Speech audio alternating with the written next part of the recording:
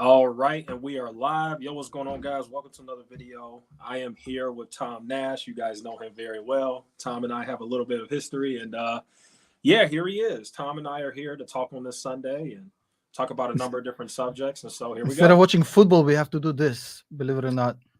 Exactly. So I would prefer to watch football, but it's important enough. yeah, I agree. Uh, So obviously, Tom and I are here because Tom wants to clear up a few things and talk about yep. some stuff regarding a certain individual who we all know. And so, yeah, Tom, the floor is yours. We go ahead and get into it. Luckily, you made your last video about him just a few hours ago. I know I did say that. They're gonna be so mad at me. But to be honest, let's be clear. I was the one who reached out to you. Yep. This video doesn't happen if I don't reach out to you. Yeah. And so I appreciate you clearing that up. Yeah, that's true. Okay. It's not like you've reached out to me or asked me to say anything. It's like this is literally me calling you up out of the blue and saying, "Hey, I know you're in the middle of football and shit. Yep. But we got to talk about what happened." Yeah, I was watching the Bears get their butt kicked, and then you called. Well, you can watch them get their butt kicked every week, pretty much. Yep. Let's be honest. You haven't had a good team.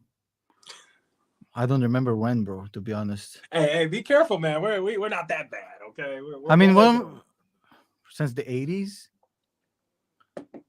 Yeah. Since you were born, the Bears were not good, bro. Not even once.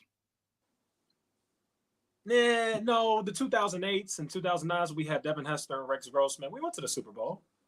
Bro, with all due respect to Devin Hester, which he had the best commercial ever. Never mind. Let's talk about what happened with the.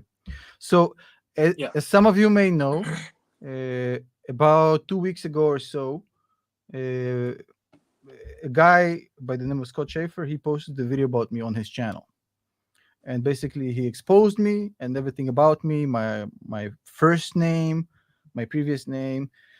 He had a lot of information about me, a lot of footage, etc., and there's been a lot of stuff swirling around about it. I've never commented about this, not even once.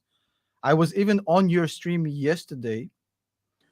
You guys asked me about the video. I said, I don't want to talk about it. I'm not interested. I'm bored about this. And I said nothing negative about this guy.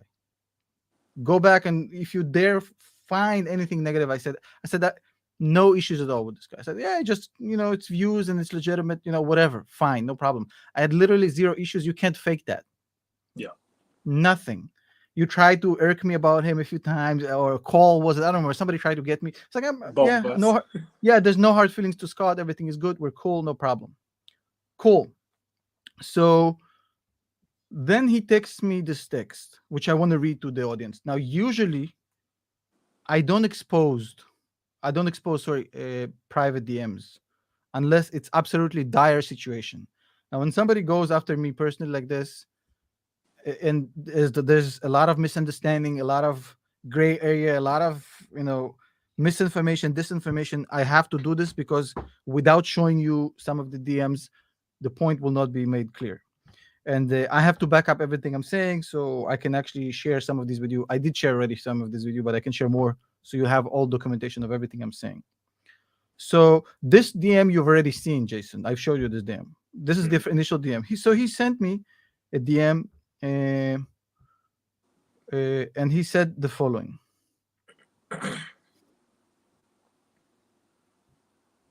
Okay.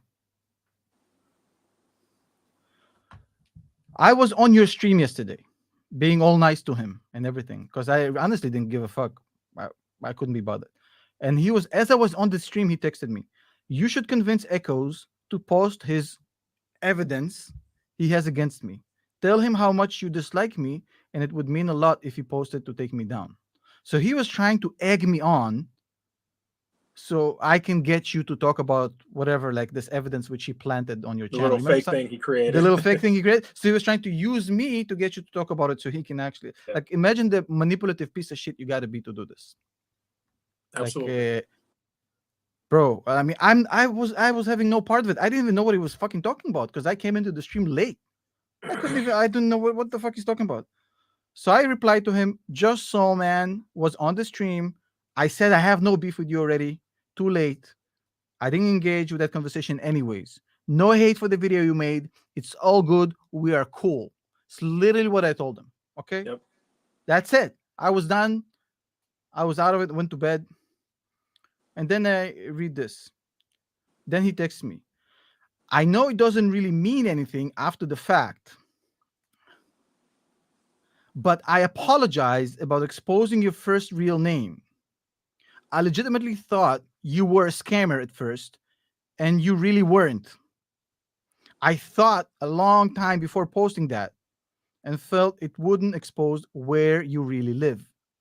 But what's happening now, I'm on the other side and see how much it can fuck with you. So I'm sorry about that.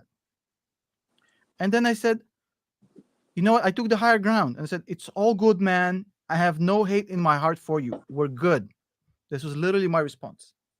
And then he replied to that saying, thanks, man. Echoes and his friends have doxed my eBay business, doxed my parents' home address, phone numbers, and emails. Being on the receiving end of this, I get how unnerving it can be. I tried to present my video in a non-doxy way, but looking back, I would have done it a lot differently. Sorry again. Okay, so he says the story. I said, okay, cool. I said, we live and learn, man. It's all good. And then I say, hey, by the way, I assume you will be taking down the video, right? That was kind of obvious to me, but just wanted to make sure since I noticed the video is still up. This was about 12 hours after his text. So 12 hours passed by. So okay, just go to ahead. clarify, so just to clarify, he literally apologized to you because he felt the fact that I exposed his email account. So he apologized. You have to back up. Your internet is screwing up. Jason, your internet is pixelated, so we couldn't hear you. Okay. How are we looking now?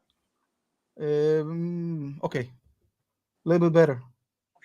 Okay, cool. So basically, he comes on and he apologizes to you because he's feeling the pain of me exposing his eBay account, which I don't understand how, but whatever. But he still won't take down the video. That's where we're at. That's what I want the audience to understand. He apologized to you, but still won't take down the video. So you're saying I didn't even thought he would keep up the video. Like after that apology, I was like, yeah, he's taking down the video. Cool. Yeah. And 12 hours later, I see the video is still up. It's like, what? Yeah. So the apology wasn't genuine. So I said to him, that was kind of obvious to me, but just wanted to make sure since the video is still up. And then he replies, it's already been exposed. Multiple people made response videos to it talking about your name. Not really any reason to take it down. And then I reply, I'd appreciate it if you could take it down. It still has hurt potential. You don't have to, obviously, and I can't make you to, but I'm asking you to do it if you would like to make things somewhat right. If you choose to keep it up, it's your choice, but you're doing it against my request to take it down. Yep. And then he says, I don't really see any reason, to be honest. And that's the point where I called you, because I was like, okay, motherfucker, that's a whole. And then he says, the information is already out. Echoes has the video exposing my business. What the fuck does that have to do with me, bro? Yeah. And he won't be taking that down. I may go back and re-edit your name out of my videos. So he's doing me a favor about me. So the fuck, bro? Echo's video? What do I have to do with your beef, bro? What the fuck is this? And that guy, I really got pissed off. So basically I told him, so to be clear, even though I'm asking to take down the video, you're saying no. And then I said, actions speak louder than words, my friend. Your words about being sorry are worthless. I was done with this story, to be honest, but now I'm honestly offended. I'll be filing a privacy complaint on YouTube. And then he said, a couple of days ago, I was pretty upset at the group of people who were spreading lies about me. After thinking about it, I decided the best course of action is to fight back, which is why I exposed them. It's like, and then said, you can do whatever you want. I said, you're right. I should fight back. Let's do this. Since you already know my name, I'll be exposing. Since you already know my name, I'll be exploring legal action as well. But let's start with the privacy complaint first. And then it's like, why are you being like this? You gave me the info, and I have text saying you're okay with me posting it. That's a very, very delicate situation. We'll talk about in a second how I got blackmailed by this guy. Okay. But let's. And basically, so I tell him, I'm going to expose everything, include all our texts and how you blackmailed me. Going live on Jason's channel in a few minutes. Don't text me ever again. Don't call me. I'll see you in court, buddy. I didn't think he'd ever replied back. We were setting up for the stream like an hour ago. Mm-hmm.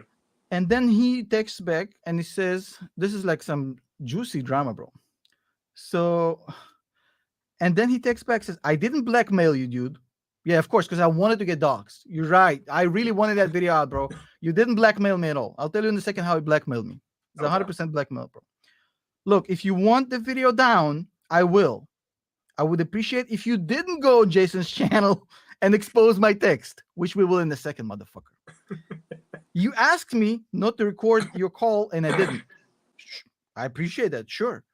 No, okay, whatever. I said, cool. Take it down. You won't go on Jason's channel and talk about this? I said, I'm a man of my word. I won't. And you won't be suing me? No, I won't.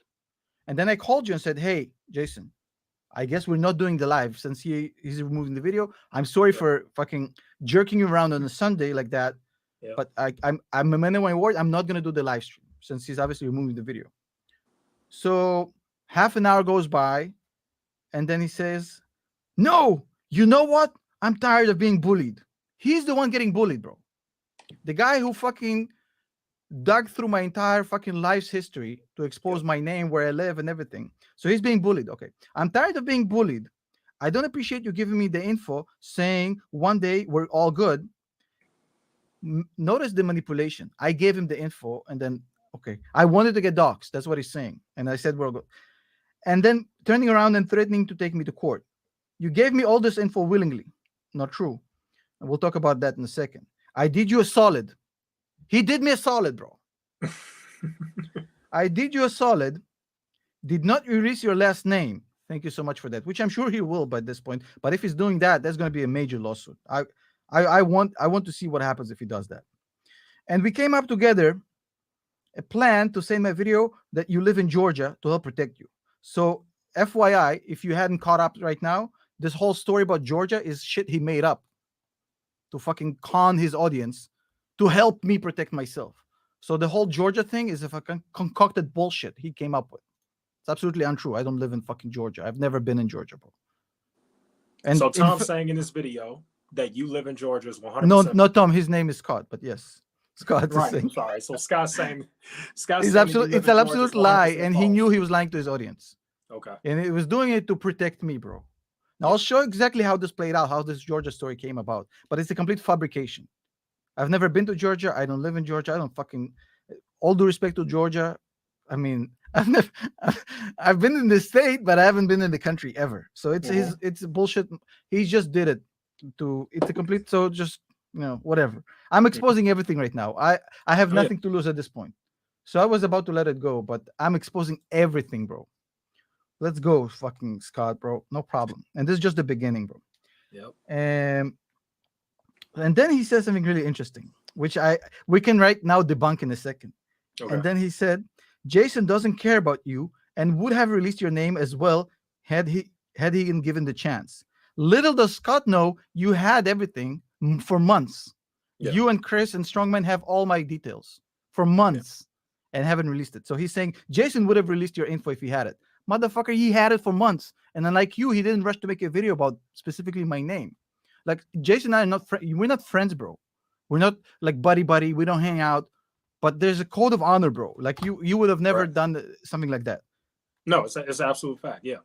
It's not like we buddy and we don't have any business together. We don't hang out. But like let me break down that story a little bit, because the whole revealing your name thing, Scott probably stole from me, because I'm the first person who came out and even mentioned that. And what happened was you reached out to me and you respectfully, as a man, which I have no choice but to respect, you said, hey, I understand you can think whatever you want about me. I'm this, I'm that, but whatever you do not expose my name, because this is bigger than just YouTube.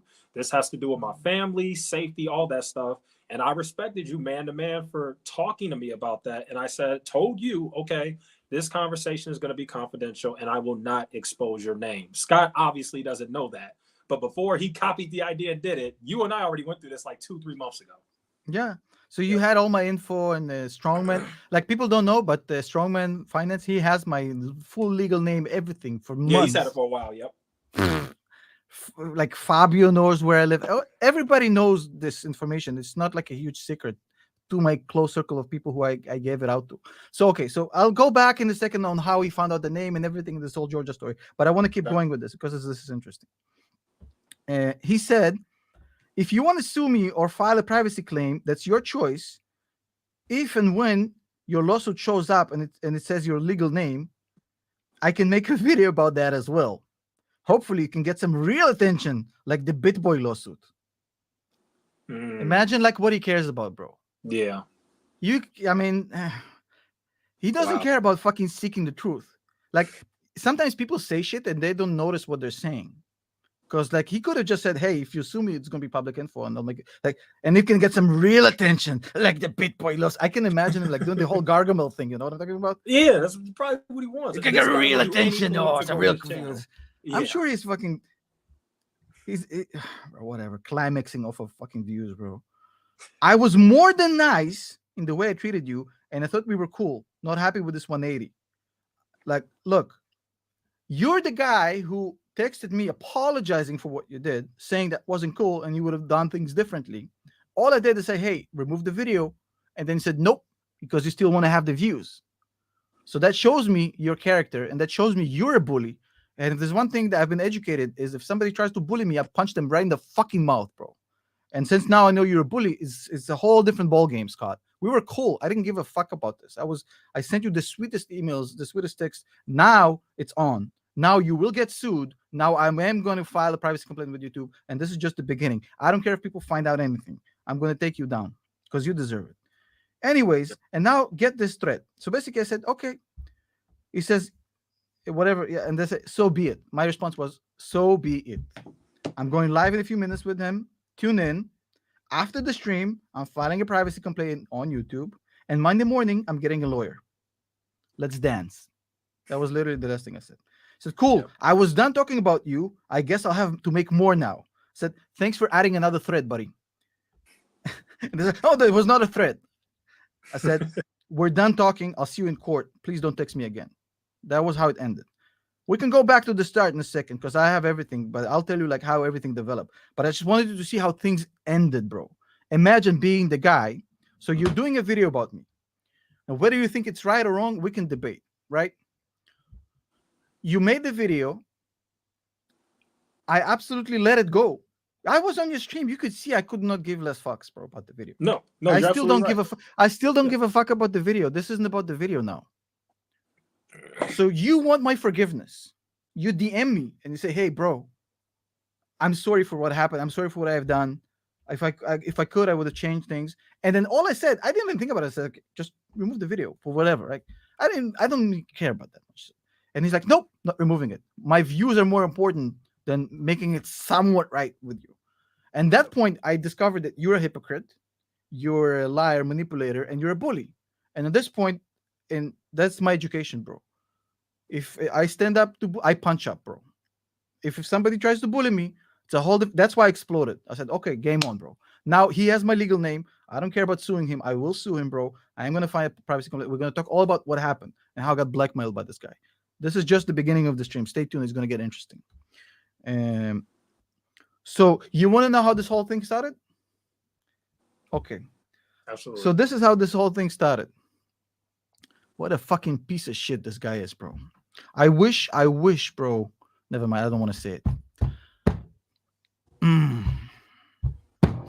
I wish, bro. Never mind. So this is how this whole thing started. And I was, bro, imagine taking me this 180, bro. I was so cool with this guy. I texted him, we're good. I have no hate. I was super chill with this guy. Why the fuck are you apologizing, bro? You fake ass piece of shit. Not a man. Anyways, so this is what happened. Yep. This is not a man behavior. This is a... Never mind. So this is how this whole thing started. I reached out to him because somebody told me that he has my name. And because he made multiple claims that he's going to make a video exposing my real name. The same way you did. And I reached out to you. I gave him a call. And I said, hey, listen. So what's going on? And then he said, I have your full legal name. And then he read it to me. He read my full legal name to me. He read where I went to school. Everything about, like, my whole background. He had it, bro. He had everything, the works. And he had the And nerve to call me a cyber stalker. so hold on, you'll find out in a second how he find it. Because Okay. and I'll give him credit because he deserves a little bit of credit here. Because this is you wondering why I was cool with him, because he did, like, he behaved. He was not entirely like a douchebag to me. Because two things that happened when we started the call. I said, "Hey, I do not record this call," and he didn't. But to be fair, in California, it's a two-party consent state. Since he's in California, he couldn't legally record the calls, and I said I couldn't. So it wasn't like he was doing me a favor, because he was saying, "I did you a favor not recording the call." No, motherfucker, I didn't give you consent. California is a two-party consent state, so you better do your homework, you motherfucker, right? And I know you're in California. Anyways, so but I appreciated him not trying to record the call, even though it would have been illegal. And then I said, "Look, um, I I really don't want to get exposed. Okay, I don't want to get exposed. And when I say exposed, I don't mean uh, my work history and stuff like that. We'll talk about that in a second, right? I don't want to get exposed because I don't want people to know my name, where I live, because it's just freaking dangerous for me.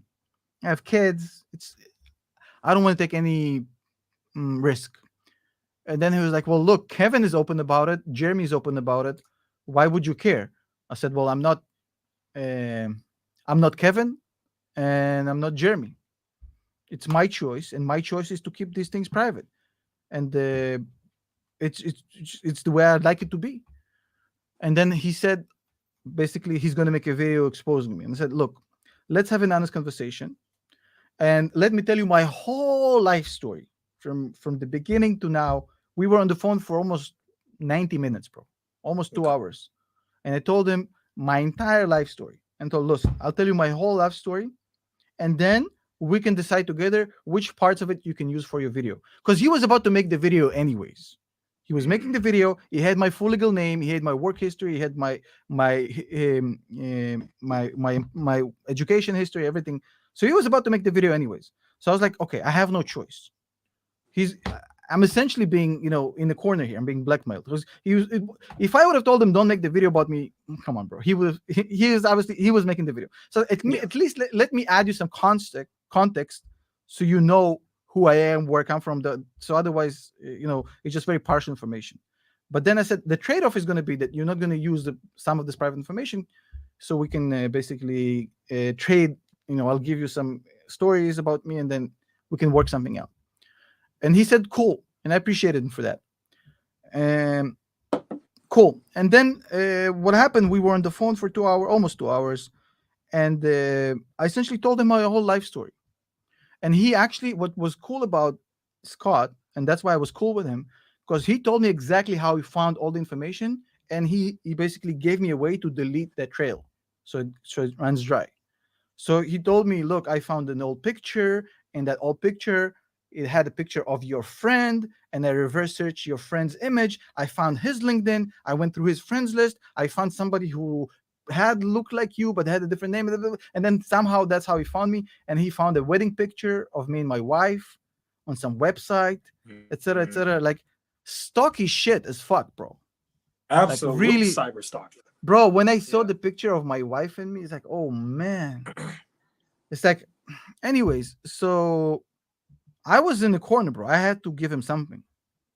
So, because otherwise it would have been, I had to control the damage, so to speak. Anyway, but I appreciate it because he helped me like remove the trail so it doesn't get used again. Although now I don't know if it doesn't even matter, right? But I'll give him credit for that. Anyways, so to make a long story short, if we get off the phone, where I tell him, "Listen, Scott, I appreciate you being cool with me and everything. I didn't have an issue with him at this point." And then the next exchange started, and this exchange really like rattled me. This is the point where I was actually blackmailed, bro. Where is it? Okay, hold on one second. Yep. Okay, so I said, "Hey, man." Wait, no, that's a different text. Okay.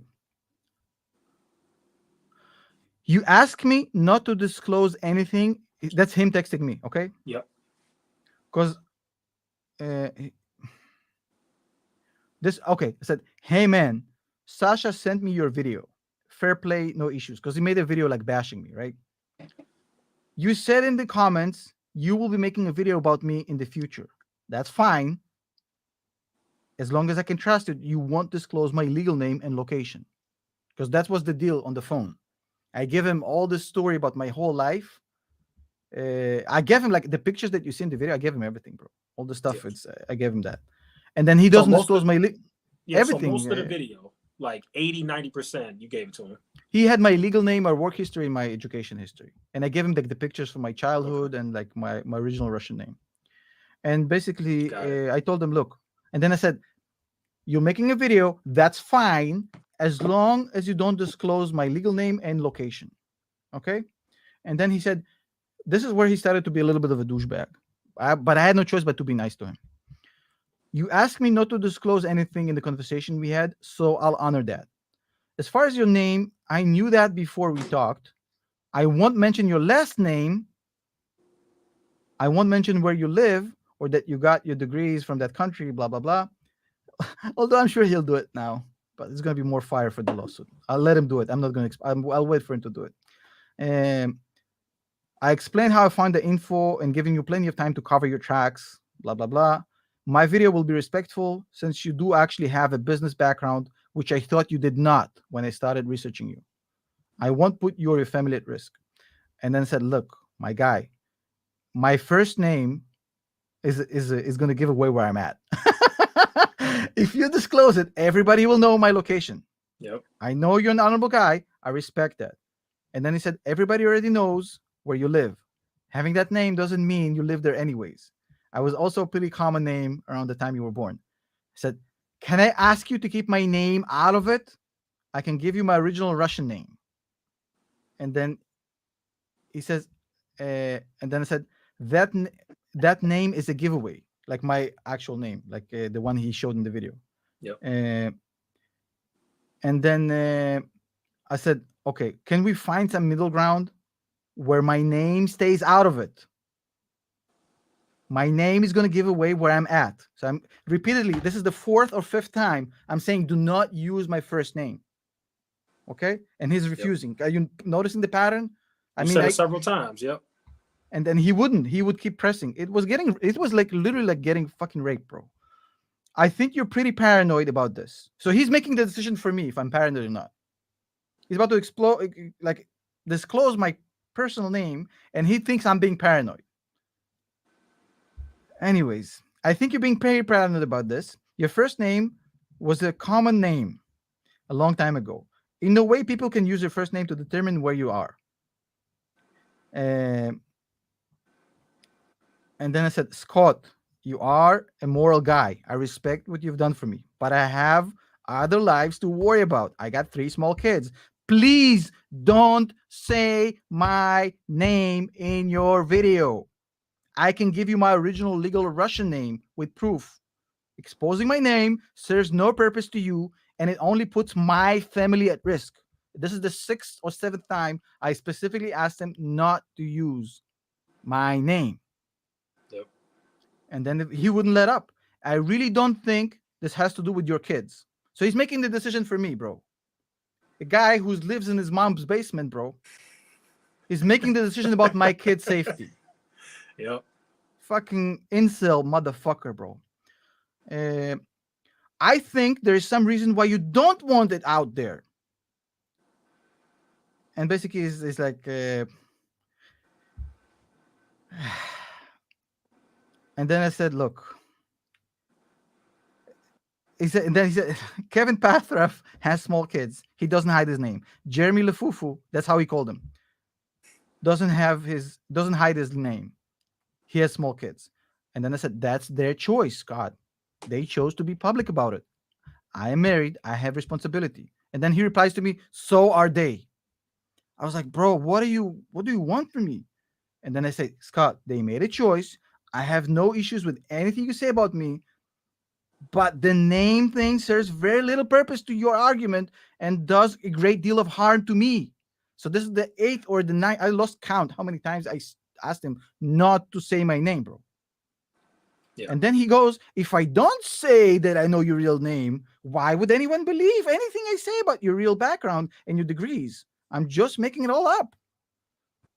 I said, Scott, I'll come on your show to confirm my education and work history. And then he would still not let up. He was saying, by not showing anything to prove it, back to square one. So he's basically saying, like, yeah, I'm not letting off. And then he finally started backing down a little bit. He said, do you have any documentation of your Russian name I can show to back up the claim? He said, I need to look for it. By when you need it, he said, Sunday, give me 24 hours, I'll find it, blah, blah, blah. And then I gave him my name, my actual Russian name, which he used in the video. Yep. And then he's like, the spelling is all wrong. And then I said, that's the spelling, motherfucker, whatever, right? And then he said, are you okay with your full Russian name being in my video? I said, yes. So my understanding was my Russian name goes in the video instead of my actual name when I said this. So he just got the Russian name out of me and basically, you see what happens here? And then he goes, and then he flips. He always flips, this piece of shit, bro. And then he flips again. To be completely honest with you, I think it's perfectly fair for me to use your name, Tomer. I didn't plan on using your last name. I spent hours hunting it down. You mean stalking me, you piece of shit? And providing the fact that you know your real name gives validity to me being able to verify you do have a business background. Me telling the audience I know your name but won't tell them, and they just have to trust me you're legit, won't sit well with anyone. So he's more concerned how he's going to get perceived by his audience than the safety of my fucking family. If you provide a document with your full Russian name, I'll consider it. I was in such a, bro, can you, I can't believe I let him talk to me like that, bro. This is so fucking lame. But to be honest, I really don't believe you that me telling your first name is a concern to your family. So he's telling me that saying my first name, he doesn't believe it's a concern. So he's making the decision for me again, bro. Yeah. Imagine like this piece of shit. He wants to have the cake needed too. He wants to do something nasty, but he wants to feel good about it. It's the same pattern with the apology, the fake apology at the end. Yep. My full name in my channel and is out there. And I have several times where the city I live in, it's really not a big deal. Well, apparently now it's a big deal when you're crying on your channel, you get doxxed. Like, make 15 videos saying I got doxxed. So apparently it is a big deal, you piece of shit. Fucking and he's starting legal action.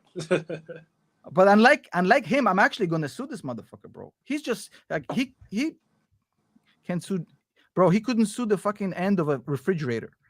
He will get sued, but I'm assuming not by only me. I'm sure I can think of multiple cases that can be. Never mind. Yep. I'm not the only one who has a good case against him. I said, I have no other agendas, man. I know you did the work and you did the honorable thing by helping me keep it private, and you have my respect as a man for that. If you feel you need to show my first name for the video to be credible, I guess you can see how it I can see how it makes sense. Yes, after he refused to fucking remove it for 15 times, what could I have said, bro? I said, whatever. I was exhausted at this point. I was like, whatever, bro. And then a whole different. Wait, we'll get to the Georgia part in a second. Okay. Okay, and then. Okay, he's claiming that I came up with this Georgia thing, and I have proof that I didn't. So he says, what if I say your name and then lie and say I know where you live, but say a different country than the country you're in right now? That's his text. So who came up with this idea? Me or him? So it's his idea, bro. I said, hey, that would be the best solution, honestly. I appreciate it. And then I said, you can say Georgia. Do your thing. I leave it up to you. I said, you did more than enough to help me. No problem. At this point, I had no beef with him. I was like, oh, whatever, bro. I couldn't be bothered anymore by this. Like, he would have made the video anyways. And then he wanted to get more views off his video. You know what he told me? What is that? Because he wanted the clout. you can make a response video after being all pissed that I revealed you live in Georgia. If I say basically he wanted me to make a response video being pissed at him so he gets more views. I said, no, we're good, man. You're 10 out of 10 in my book. Couldn't ask for more. We're good. And then I watched the video. I said, yeah, points in the video were valid. We're all good. All the best. After he posted the video, I was like, whatever, right? And you saw me yesterday on the stream. I was pretty much, yeah, whatever, but I didn't care about the video. Yeah. And then I say, hey, I said, FYI. Oh, that's before he posted the video. I was trying to look out for this motherfucker, bro, believe it or not. I was like, FYI, Scott, just run the scenario in my head. Just say you ain't disclosing where I'm at, and we'll leave it at that. Otherwise, you're risking your own reputation. Because I was thinking about him. I was like, if you say I'm in Georgia and I'm not, and people find out, you're going to look like a liar. And then he said, I really don't care if people call me a liar. Some do already. If it comes out, oops, I got it wrong. Bro. So his dedication to the truth is paramount, bro. This is wild, man. This is so freaking wild. And then I sent him all. Look, this is all me. I sent him like my pictures and shit. Like this is in this video. I sent him all this shit. I sent him for his video. I was like, because I was trying to cover up my trail. I was like, okay, here's some fucking Russian pictures from when I was a kid, so you can use in the video. So I'm sending him all this information about Russia and the communists, my pictures, so basically to divert attention from what I really don't want people to notice in the video. So I was playing like damage control at this point. Yep.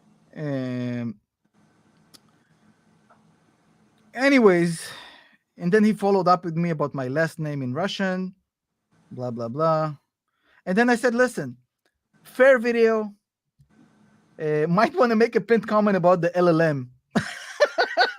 Since many US lawyers will be offended because he called an LLM, which is a master's degree in law, a certificate. So like you just do it to take the bar, which is just a lack of understanding of how law degrees work. And then I said the thumbnail was amazing. I enjoyed watching the video. It was like a mystery movie. Only I was the star. Haha. I said back to bed. I went to bed. No issues at all, bro. And we talked yesterday on the stream. I said I have no issues with Scott.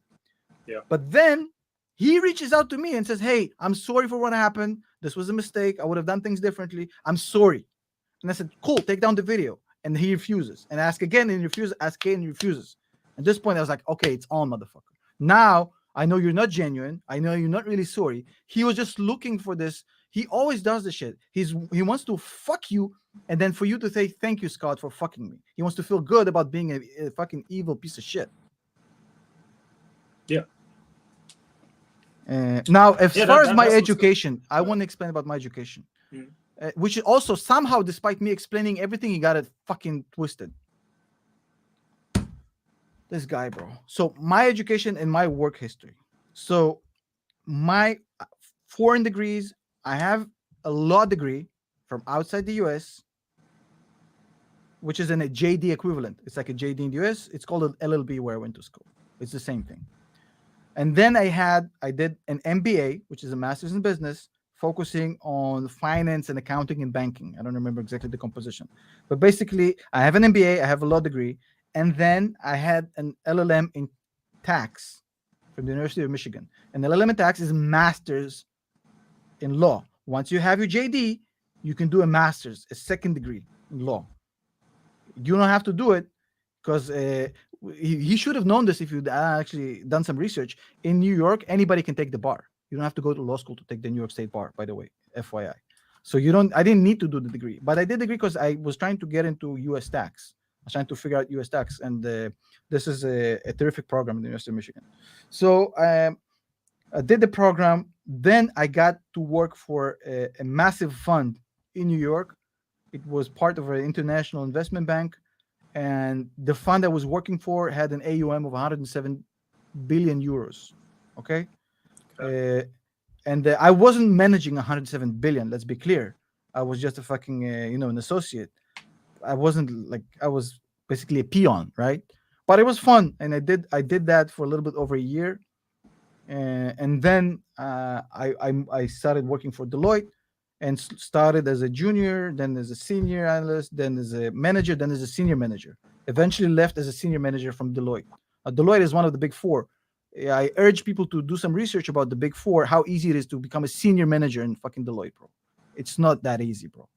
I was pretty much on the brink of directorship, which is one step before partnership. So I was at the end of the senior manager period. I was about to get directorship and then partnership after that. But I left for personal reasons, which you can talk about later. I can explain why I left. Anyways, and then I left and started doing YouTube and whatnot. So in my video 2 years ago, where I said about my history, I said I work for one of the top 4 consultancies in the world, which is Deloitte, KPMG, EY, PwC. There's 4 of them. Used to be 5. Used to be one called Arthur Anderson. They went down on Enron, by the way. They were the biggest one.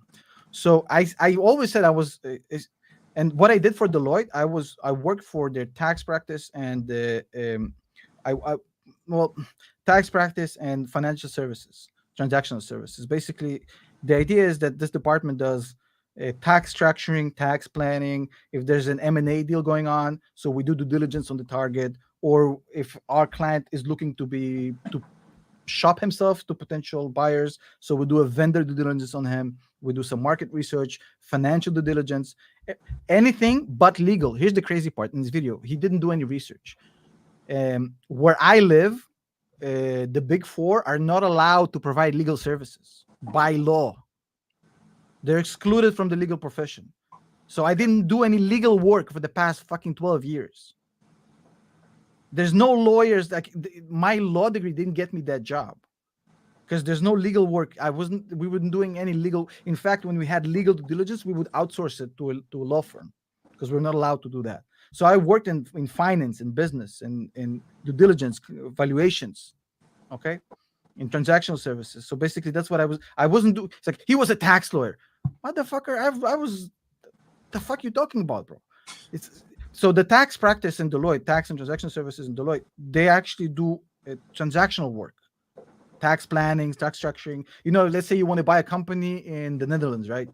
And you're a US company. So how would you structure it? The best way is to get dividends out of the Netherlands to the US, because there's like bilateral tax treaties between countries. So what would be the correct corporate structure to do it, and how you add substance to one? Anyways, that's the kind of work I was doing. Anyways, so he completely botched the fucking the fund I was working for. What the fuck I was doing in my work, calling me a tax lawyer. Like, it was just a fucking mess, because clearly this guy was talking about my history after I spoon-fed him everything, and he still fucked it up because he doesn't understand business, bro. He doesn't know what he's talking about. So when you don't understand what you're talking about, I was watching, it's like, oh man, whatever. So it was just a bunch of Googling. He was just regurgitating what I said, but he completely fucked it up. It's like watching somebody who's not a boxer trying to box. It's like, oh man. Anyways, so that was kind of the end scene of that story. And if he doesn't apologize to me, we don't have the stream. I just let it go. But this shows how desperate he is and how far he's willing to take it. You told him, I will not go on Echo's stream if you just take the video down. Yep. You're the one who opened up the door for that. You reached out to me out of the blue and posted this heartfelt message. Hey man, I apologize. Now I know what it feels like, because Echoes and this crew exposed me, blah, blah, blah. Then you say, okay, great, I accept the apology, but you got to take down the video, and he won't do it. This guy exposes himself time and time again. I keep trying to tell people. I just feel it's very hypocritical, bro. Yeah. I'm cool with showing the text, by the way, later if you want to show it, no problem. For my end, no problem. Although I've read you, like, I dare him to say anything different. I read you verbatim, word by word, everything. Yeah, he did. He popped up in the chat like twice on his little other channel. I couldn't give less fucks, bro. Yeah. He probably pops up on 5 or 6 different profiles. I can see which one is him, by the way. In every video you make, I can see him commenting from different profiles. Oh, wow. You can see it, though. You can see where it's him.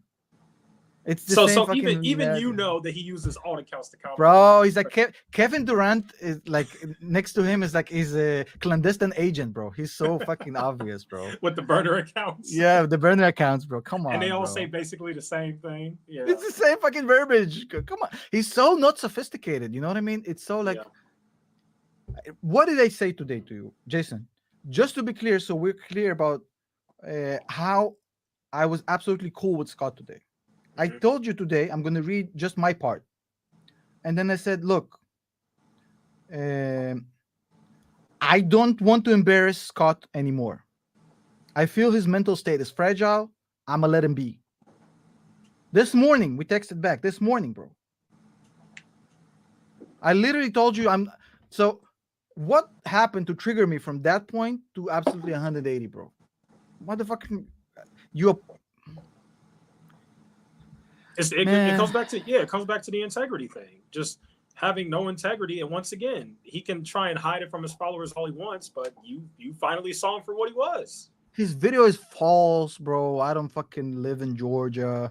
His video is false. The whole credentials is fucking screwed up because he doesn't understand nothing about finance or business. Like, bro, Even though he claimed that he did 20 hours of research. I gave him everything, bro. I gave him everything that he had my full legal name, and like, look, he was all he had to do is don't apologize. If he does not apologize, nothing happens. I just don't give a fuck. But he reached out to me. It's like, "Oh, I'm so sorry for that." Blah blah blah blah blah blah. It's like, and then I say, "Okay, take on the video," and then he, whatever, bro. Yeah. Um, And again, what was his reasoning again for not taking it down? Did we ever go over that? I think we did, right? well, his reasoning was honestly what Just my to real reiterate. answer, bro. What'd you say? Because he was saying, "Oh, people already saw it, Yeah. and I'm not gonna be bullied. I'm gonna do Yeah. what I want." So honestly, what he's really saying you is just basically, I want the views, I want the Yeah. clout. This is getting views, and my apology was a bunch of horse shit. I'm a horrible human being. I'm a liar. I'm a snake. I'm a hypocrite. And my entire apology is a bunch of it's trying. It's I'm trying to just trying to feel good about what I did to you. Yeah. Well, That's you are objective by well, not really objective. I mean, but you are hearing this whole thing from like from the sideline. Like, who does that, bro? Who apologizes and then fucking does something like that? yeah, absolutely. Like you apologize, but then there's no action behind it. Now Scott's commenting again. I don't care about what he has to say, bro. I'm gonna see this guy in court. I'm done talking with him, bro. I'm gonna There see you him in go, court, Scott. bro, and I'm taking it up with you two, bro, because this wasn't cool. I have evidence for asking 17 times, do not use my name. He refused, and only then I compromised on this thing after he refused. So I have evidence of everything, bro. We're gonna handle the privacy claim. We're gonna get with YouTube. I actually, because when you cross a certain threshold, I have a human representative with YouTube, so I can. It's not gonna be a form. It's gonna be an actual complaint with the actual. I have a guy in YouTube. Like, you get like an assigned representative, Yeah. a human being. I'm gonna reach out. We're gonna handle business. I'm gonna lawyer up on Monday. We're gonna see what kind of legal action we can take. This is yeah. This is. I'm not gonna let it go now. So we'll see what he's made of, bro. There you go, Scott. You brought this on yourself, man. That's your karma. You threatened to sue me and other people, and now look what's happening to you, bro. Well, I'm going to take him to court, Natasha. Trust me, I will. I am Yeah. going to take him to court, bro. Make no mistakes about. I have nothing to lose right now. Um, I'm assuming he'll probably make a video to get some more views off it, whatever, bro. Yeah. Oh yeah, he's definitely gonna make Notice a I video. haven't exposed where I'm actually at. If he does that, another piece for the lawsuit, because I haven't said where I'm at. Gotcha. Scott, if he does that, we're gonna handle business for that as well. Yeah. Okay, Yeah, so well, that's all I gotta say about it, bro. well, there you go, Scott. Lawyer up, man. You better get ready. This is what happens when you act like a scumbag and you do things like that. You could, Bro, it's sad he because can make you could have 17 avoided all videos, of bro. this. He can make now seven. He's gonna make 17 videos. I don't care. You can read all the text. You can show everything, bro. You can basically go through. If you dox me even further, that's gonna be another lawsuit. I hope you won't make that mistake. But no, it's your choice. You are digging yourself into a corner here. But I hope he doesn't dox me further. But if he does, bro, it's thank you for the ammunition. We're gonna use it. Well, he's got some brain dead followers, so he's probably gonna make a GoFundMe and he's gonna try and go to A Tozy BitBoy crypto route. He's gonna try and do that. We're about to find out. Yeah. I don't care about his followers, bro. I don't care. Um, Anyways, so well, Scott, get as Julius says, get those cheeks ready. that's all I gotta say about it, bro. Yeah. Fucking douchebag. Um, yeah. We want Yeah. to talk about Well. anything else, Yeah. or Yeah. we want to take Absolutely. some Well. comments? Yeah, we could do all that. Yeah, first off, I definitely appreciate you coming on and just explaining that entire thing because I think it's important for not only your community, my community, but it's also important for Scott's community to understand the type of person he is. Like I said, I was going to do something similar to what Scott did, but once you reached out to me, I had the integrity to say, you know what, I'm no longer going to do that. You know what I mean? Like I feel like at the end of the day, you can do what we do, which we call it grifter slang or expose it, whatever we want to call it. But I do think that there are lines you don't cross. And one thing you don't do is apologize to someone and say, I feel bad, blah, blah, blah. And then they say, okay, take this down because you're harming me and I don't appreciate it. And then you say, no, I'm not going to take it down. I want the views. Basically, what he's implying. It's scummy. It's just absolutely scummy. I mean, Imagine my thing. forgiving somebody. I forgave him, and I told Yeah, him, "Listen, no ill feelings. I have no hate for you." Giving him that blessing, bro. yeah, Releasing him from the responsibility, and then just asking to remove the fucking old video, and him saying, "Nope." yeah, yeah, Shows me what kind of man you are, or rather, not a man, bro. yeah. But again, yeah, definitely appreciate you explaining that. We can move on now because we spent almost an hour talking about this, and again, I do appreciate you just exposing the truth so everybody can know what a fraud the guy is. The fact that most of the video was you, and he just, he like blackmailed you behind the scenes. There's So so much he could talked about. He could have talked about, bro. My horrible stock picks. yeah, I have so many mistakes analyzing stocks. Like we can talk about things that actually matter. Like you can say, "Oh, Tom Nash, he was too aggressive," which I was. He wasn't careful enough, which I was. The entire community was basically on this fucking feeding frenzy, and we can talk. No, instead of that, just fucking on my name, as if somebody cares or doesn't. What difference does it fucking make, bro? So now they know. Okay, so I deleted the ER from my name, bro. It's Tomer, not Tom. Okay. Whoop de fucking do, bro. mm-hmm. Okay. I have an MBA from a different country, not from the US. Whoop de fucking do, bro. I got a law degree from another country. Whoop de do. I have an LLM from University of Michigan. Whoop de fucking do. I worked for 10 years in Deloitte as a senior manager. Whoop de do. What did you expose? What kind of fucking, what's the exposed part of it, bro? I mean, I don't honestly never understood. Like, that's why I enjoyed the video because I mean, the video doesn't really say anything bad about me. It just confirms what I've been dying to tell people that I actually have experience and fucking credentials. I was just a dumbass with the fucking growth stocks, bro. Yeah, and even and that's the thing. That's why I said even I've been critical of you for that too. And you and I talked about that face to face, and we talked about it. And I respect you for coming up like a man, and you admitted some of the mistakes that you made in 2021. And like I said, I think that's the difference. I've owned up to it, bro, multiple times. No, I you said have. You have. I respect it. We all got caught up in this fucking massive feeding frenzy, and we all were too aggressive with growth assumptions, too aggressive with the monetary environment. We didn't fully appreciate what inflation is going to do. We didn't price in potential geopolitical nightmares that happen. Like everything was absolutely. It happens every 10 years. But it almost like you look back, it's like, oh, these idiots in 2008, this idiots in 2000, and then you become the idiot of 2020. It's like, oh, good. You do. No, that's fair. I wanted to touch on what Cole said because for those who don't know, Scott is bullying Cole a little bit, which I don't like. But he says, I appreciate you standing up for all of us, which he's talking to you, Tom. This guy will bully and endanger anyone to get 1,000 views. I agree. I think Scott is a bully.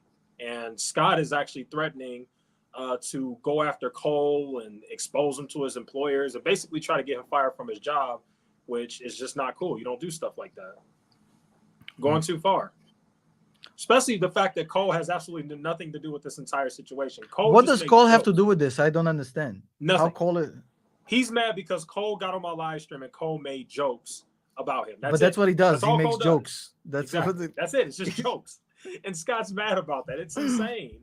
And by the way, did you see my video on Twitter about what it feels like investing in Palantir? No, I didn't see it. I watch your YouTube. I don't have you on Twitter. So, by the way, on Twitter, I've gone viral just a week ago. I posted the video that got 2 million views and 50,000 likes. Oh wow. Yeah, I'm good with Twitter, but check out the last video. It kind I'll of check it it out. will. It's it's pretty cool. You know, I'll follow The you mu- right now. What is it? Is it I am Tom Nash? yeah, Yeah. it's a bunch of guys on this truck and they're trying to cross a lake.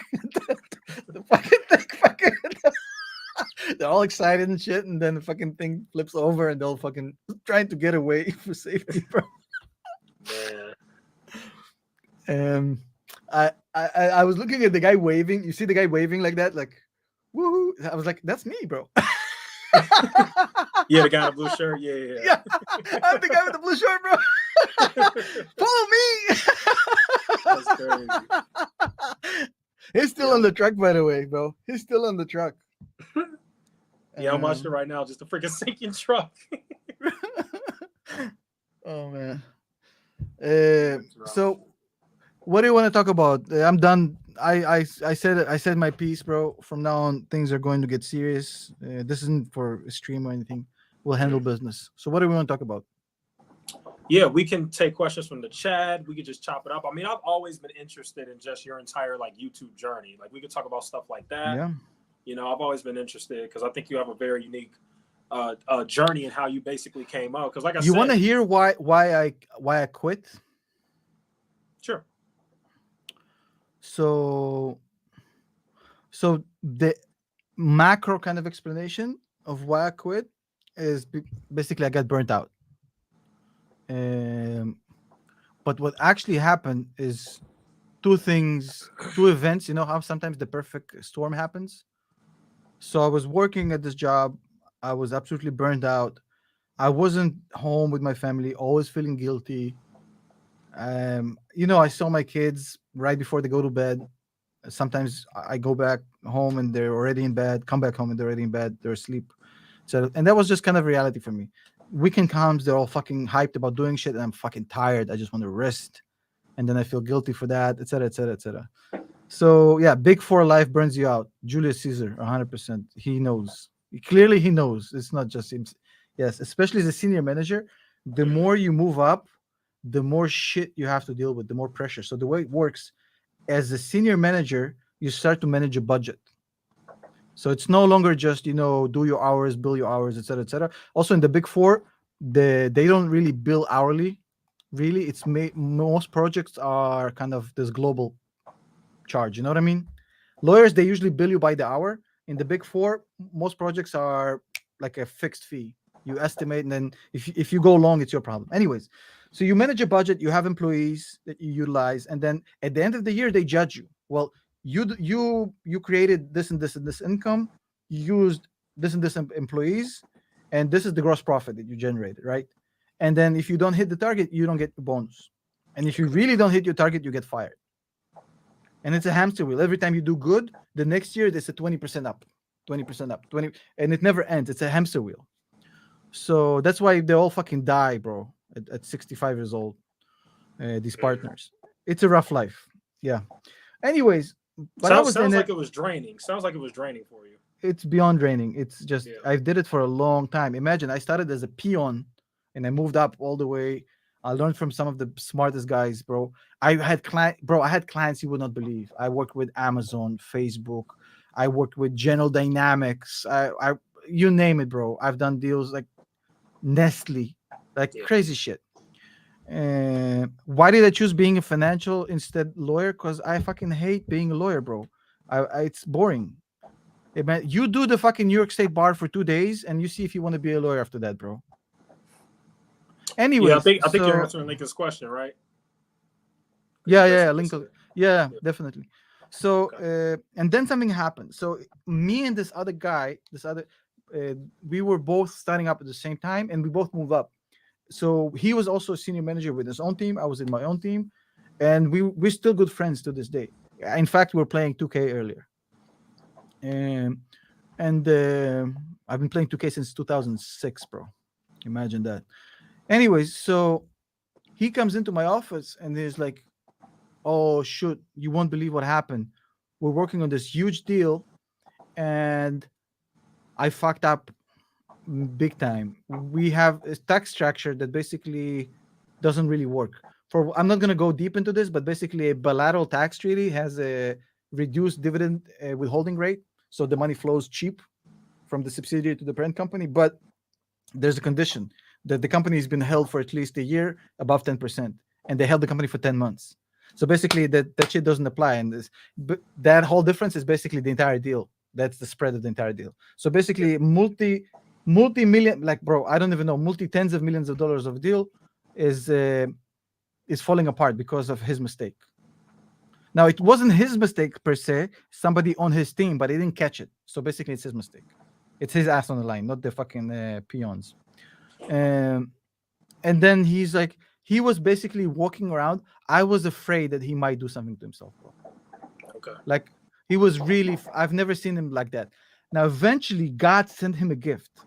What happened is that the deal fell through, which never, ever happens. Once you go into due diligence, you know how deals work. You basically agree to a deal, everything is set, you agree on the price, you agree on everything, and then you do due diligence. And the purpose of the due diligence is just to try and to improve the price.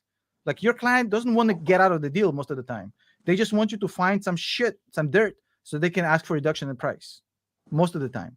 Unless you find some crazy shit that's like, that almost never happens. 99% of the time, that never happens. So the deal fell through from a whole different reason. For whatever reason, they fell apart. Like, they had a beef, whatever. The deal fell apart. So his mistake was never fucking. He didn't even have to tell about it. So he was relieved and everything. And then I was like,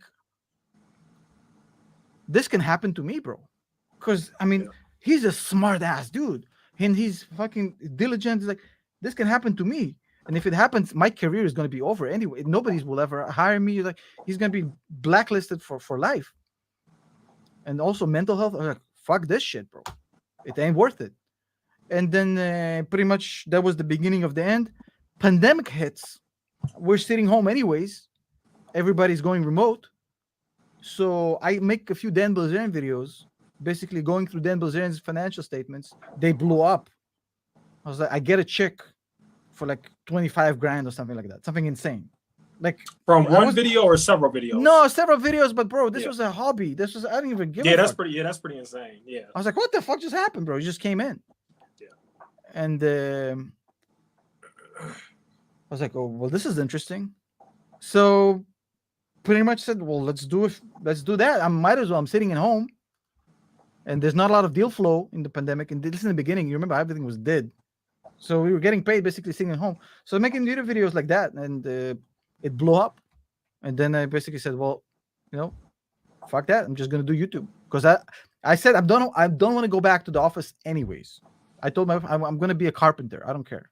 I'm gonna work at McDonald's, whatever. I'm not going back to this life ever. Whatever happens. So the YouTube thing just came out to me. It's like it's a godsend. You know what I mean? Yeah. And so how long did it take before you really started to see progress on your YouTube channel? Like, from the moment you started, did it take a few months? Did it take about a year? Because it sounds like it took your YouTube kind of blew up pretty quick. I was doing YouTube for years. We talked about it, with no monetization.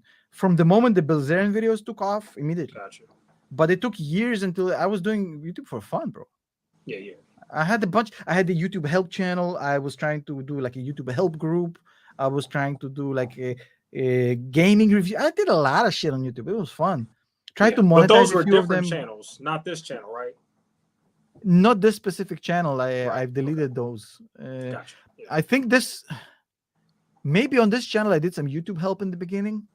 I don't even remember. There might be some YouTube help videos. I don't know if you can find them. Probably privated them all. But people are like, oh, you privated your YouTube help videos. I privated them because they fuck with the algorithm, bro. When you have YouTube help and stocks on the same channel, it fucks with the algorithm. I don't want to have that in my feed. Interesting. Okay. Anyways, so yeah. Yeah. Well, I actually have a very interesting question for you, and I've been thinking about making a video on it because I'm like a drama channel out here. How do you feel about Meet Kevin's new startup, the Series A? What do you think about that? I don't know yet. I haven't seen nothing about it yet. I mean, I honestly don't know.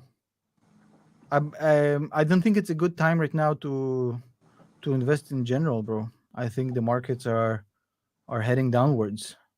We might see another like a crazy run, but in general, I mean, the direction you can, and you don't have to be like a fucking professor to see where things are headed, bro. Right. Yeah. Let me say this: the Series A is the real estate. He is launching ETFs for stocks, but the Series A is for like his real It estate doesn't fund. matter, bro. When everything crashes, everybody gets wet. There's nowhere to hide. When the market like this is the same 2008, 2000, you think there were any like there were any places to hide? What do you think happens to real estate, the stock market, the economy, the bonds? Everything goes fucking sideways. Yeah. It all. Gets up. Yeah. Yeah. There's nowhere. What does it matter? If you know that everything is like the market is crazy, bro. We might see this crazy spike right now for a couple of weeks. I don't know, but like, what do you think? Like, is it more likely than not by the end of this year we're going to be worse off than we are right now in September? I think yes. I wouldn't be like increasing my positions Yeah. right now, but it's just my personal opinion. What do I know? I invested in Palantir. I don't know what I'm talking about, bro. And you still believe in Palantir, right? Yes, I do. Okay. I So do. you're I'm still. the guy on the truck, the last guy on the truck, because you can see towards the end of the video, the truck is starting to get out the mud pit. You might get out, bro. You just. Yeah. I But I think mean. Palantir has major issues, bro. Major Okay. issues. None of them are the ones people have been talking about. Uh, Look, So what would be the issues then? Would you say? Because I it's not think about. Palantir, that's like your most controversial stock. Yeah, it definitely is. I The issue isn't about so much about dilution, because I think people just misunderstand the way stock-based comp works, especially in companies that basically start up a whole new business. Because Palantir, the commercial side, is pretty much a startup. It's a 4-year-old company, bro. And so again, I've made multiple videos explaining the dilution FUD. So dilution isn't it. They're saying, well, it's not profitable. Their margins are great. There's no problems with the profit. They're free cash flow positive. The problem of Palantir isn't about those issues. Well, people just say, "Oh, unprofitable company." Just they regurgitate that. That's not true. But the biggest problem in Palantir is such. They have this look. Their market. I'm talking commercial Palantir, not government Palantir. That's a whole different business. It's a milk and cow business, the government side. So, whatever. I'm not really obsessed about that. Okay. So, enterprise software is probably the most competitive market in America, if not one of the most. It's a ruthless jungle, bro, of people who are basically. It's just absolutely predatory environment, and you are up against some of the most vicious players in existence. Microsoft, and just to name Oracle. I mean, those are no, these are not slouches, right? These are serious companies that know how to play the game. Now, not to mention the fact that there's other competitors coming up. Okay, so you're competing in this market, but mainly here's the problem. When you coming, this is basically, let's talk about this industry called business intelligence, right? Your main competitor is the company itself. And here's the problem that Palantir has. So companies basically spend obscene amounts of money on building their own system, on their own BI system. Cool. So now you are a company that spent $10 million on building their own business intelligence system, right? And you are the C-level executive who this was your baby. You made it happen. And you are the point of contact in the company. So now I'm coming up to you and say, hey, listen, Jason, I know you just spent $10 million on this, but I got a software that's going to do it faster, better, cheaper, significantly. The politics of it is you're going to say, well, I'm not going to look like an idiot. If I bring you in, everybody's going to ask me, like, what about the 10 million we put into our system? And I'll have to say it's trash compared to this. So I'm going to look like an idiot. So I don't want to fucking do that. And that's how they get cock blocked right on the entry point. So the way you overcome this is by two measures. Number one, you have to create a demand from the bottom up. If the actual people on the ground level who are working in BI in the company are demanding Palantir, basically saying, we got to have this, then you have no choice. But they haven't done that. They haven't created any developer community. They're just now starting to work with CodeStrap. I don't know if you heard the name. but that's a YouTuber who's Yeah, he's a YouTuber. They're working they're with Cold Strap and then the other guy, Ticker Symbol U, right? yeah, so they're starting to create this awareness about they've always been like in this idea. I was like, well, the software will sell itself. No, motherfucker, this is not how it works in enterprise software. It doesn't sell itself. You can have the best pasta in the world. If the package isn't good, if it's not on the main shelf in the supermarket, nobody's gonna buy that shit. Nobody's gonna know about your fucking pasta. The other thing you can do is basically, and that's network effects, is if your competitors actually get this shit, get Palantir, and they outperform you because of that, then you have no choice but to basically say, well, I gotta admit my mistakes, otherwise I'm gonna get crushed. But again, for that to happen, that's a chicken and the egg. You have to penetrate first. So that now imagine everything I just told you about, and now your company is basically with this mindset: our clients hate us. That's literally what Alex Karp said in the call. I don't know if you know this. He literally said, our clients hate us, but they don't have a choice but to work with us because we have the best software. You coming in with that approach to try to kiss ass to somebody who you're trying to get through the door to have a meeting with. So that's the problem is cultural. Is Alex Karp, he's absolutely like this arrogant, like know-it-all, and he's like, oh, we don't need marketing, we don't need salespeople, it's going to sell itself. Like, they have to learn how to do business development in enterprise software. Like, look, Microsoft, they're the prime example of how to do this right. Now, Microsoft is a well-oiled machine, bro. They have the best support engineers in the business, which means your customer service is fucking insanely good. Their marketing team is like that with the CEOs. So they're buddy with all the CEOs. They can get a meeting right now. Open doors for them completely. Like, you're competing with that beyond just the company itself. So potentially, if Microsoft decides to come into this game, if Oracle decides to come into this game, they have a better system than you already. Not to mention the fact that you're absolutely, are addressing the market in the wrong way, basically by trying to barge into the door instead of slowly, get a project in, get them some freemium features, get them working with the software for free. Let it. Everything is like, you can listen to Cold Strap. It really is a better person explaining that than me. Yeah, because Cold Strap really understands this stuff, I'm assuming, right? Is that why they gave it to him? Yeah, he's that's his business, bro. That's what he does for a living. I mean, he was part of the team who was in his own company trying to review Palantir as a potential software they wanted to use. Okay. So talk to me about Peloton. Obviously, that's a very controversial stock too. And also, like, that's the video of people like use against me as if I secretly deleted it, bro. Mm-hmm. Like, Peloton is the video I deleted. I have a community post. It's still up. You can go and find it. In my community post, I said, hey, my Peloton video has a critical mistake in it, which is going to mislead people. I'm taking down the video. Here's a community post letting everybody know the video is coming down for those reasons. Now everybody's like, oh, Tom deletes all videos of Peloton. My guy, I told you I'm going to do this and told you why. So with Peloton, there is I would call it a conceptual mistake. I was under the impression that our lives are going to change forever post-pandemic. So here's my assumption. And again, I think it was a very how the world could be instead of how the world is kind of a mistake, which sometimes happen. But basically, I thought to myself, look, the workplace environment is changing completely.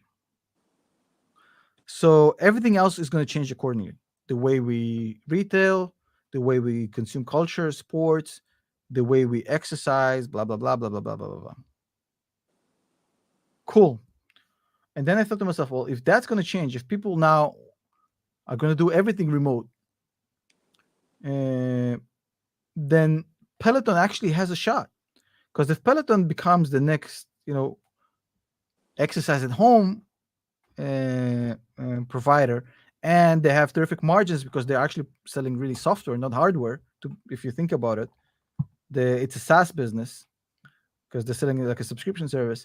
That might actually, like, that was my thought process. But then I realized at some point, well, people just don't want to go to work because they don't want to be surrounded by assholes. They prefer to work from home. Everything else, they want to go outside. They want to travel. They want to exercise in the gym. Like, my assumption was about this utopian society where just people are locked at home. It was absolutely an idiotic assumption.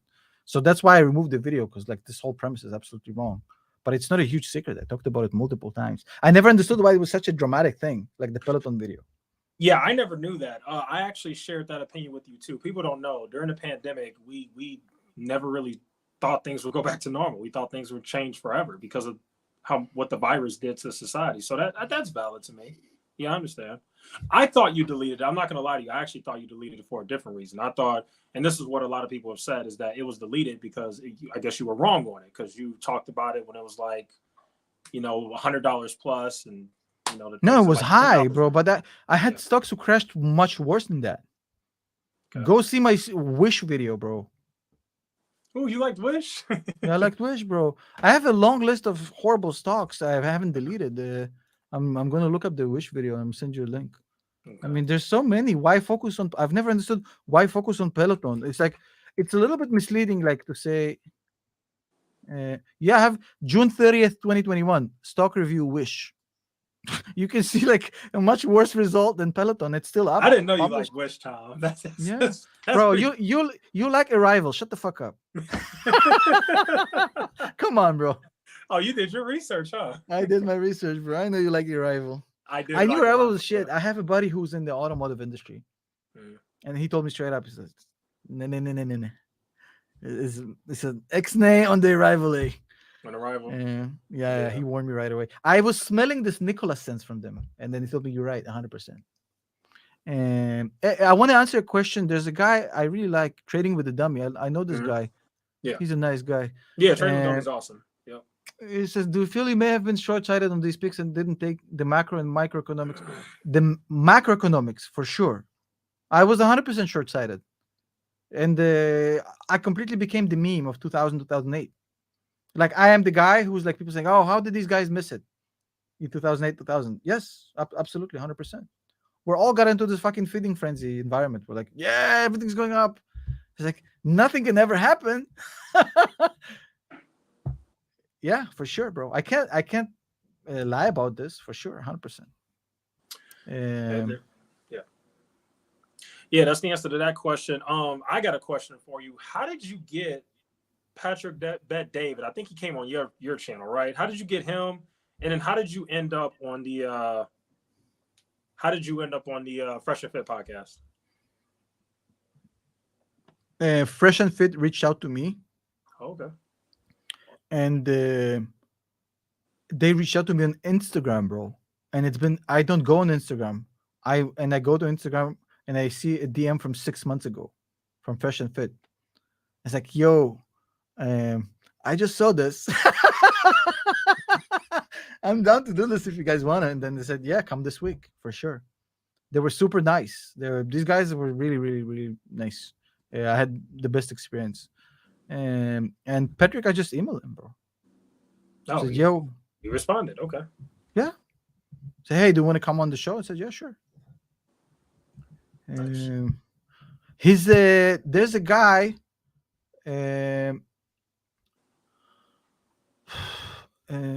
There's a guy he works with who also does a smaller podcast on his team, who wanted to interview me on his thing, but I told him, yeah, I'm just gonna do this remote. I'm not gonna fly to Florida. And then he's like, yeah, I don't want to do remote. I said, well, Patrick did remote. But yeah, hopefully we'll work something out.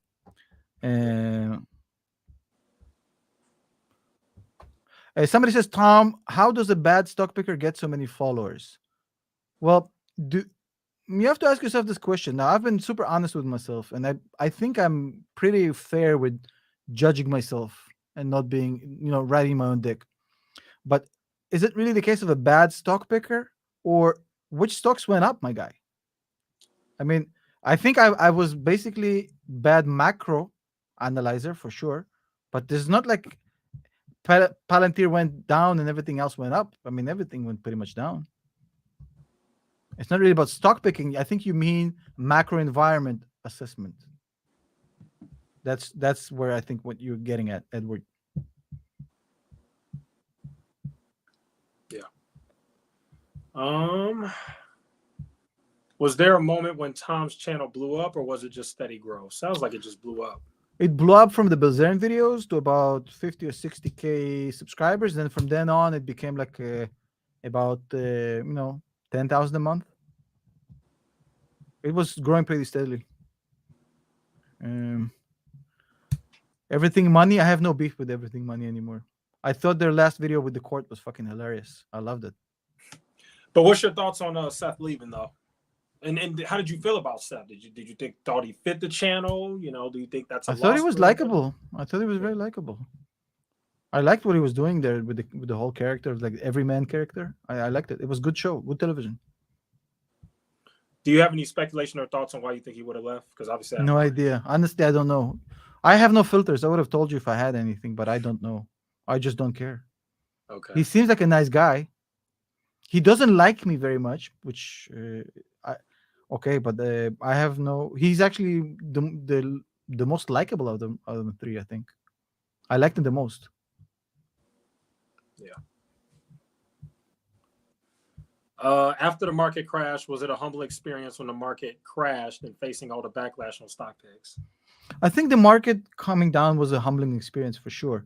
The backlash, I mean, it's okay. I don't really mind that, but yeah, seeing the macro completely flip was yeah, it escalated way quicker than we assumed it would be. Um, Ed is saying a lot of stocks went from energy to bro. Very few stocks went up. Energy is a very specific example. But Who made that comment? I don't. Edward Guild. Edward. Yeah, I wouldn't say a lot of stocks went up. Energy definitely went up. Yeah, There's a few who did, but for the most part, I mean, look at the S&P 500. Right. Look at the indexes. Yeah. Yeah. Yeah, I agree. If you go back to 2020 and you go 2022 right now and see the S&P 500, the Dow, or the Nasdaq, you'll see what's going on. Yeah. Just want to What's shout up, Orlando? Orlando. He's another YouTuber. Oh, you know him too? Yeah, he's another YouTuber. Yeah, for sure. Yeah, he makes good content. Check out Orlando, guys. Oh, I'm not boxing anybody, bro. Yeah, I know. I didn't mean to highlight that. That's childish. Yeah.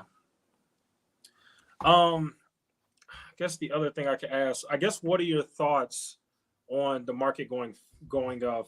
Make sure you ask all the negative questions also, because then they're gonna go on your ass and gonna say, "Oh, you didn't ask him that. You didn't ask him this."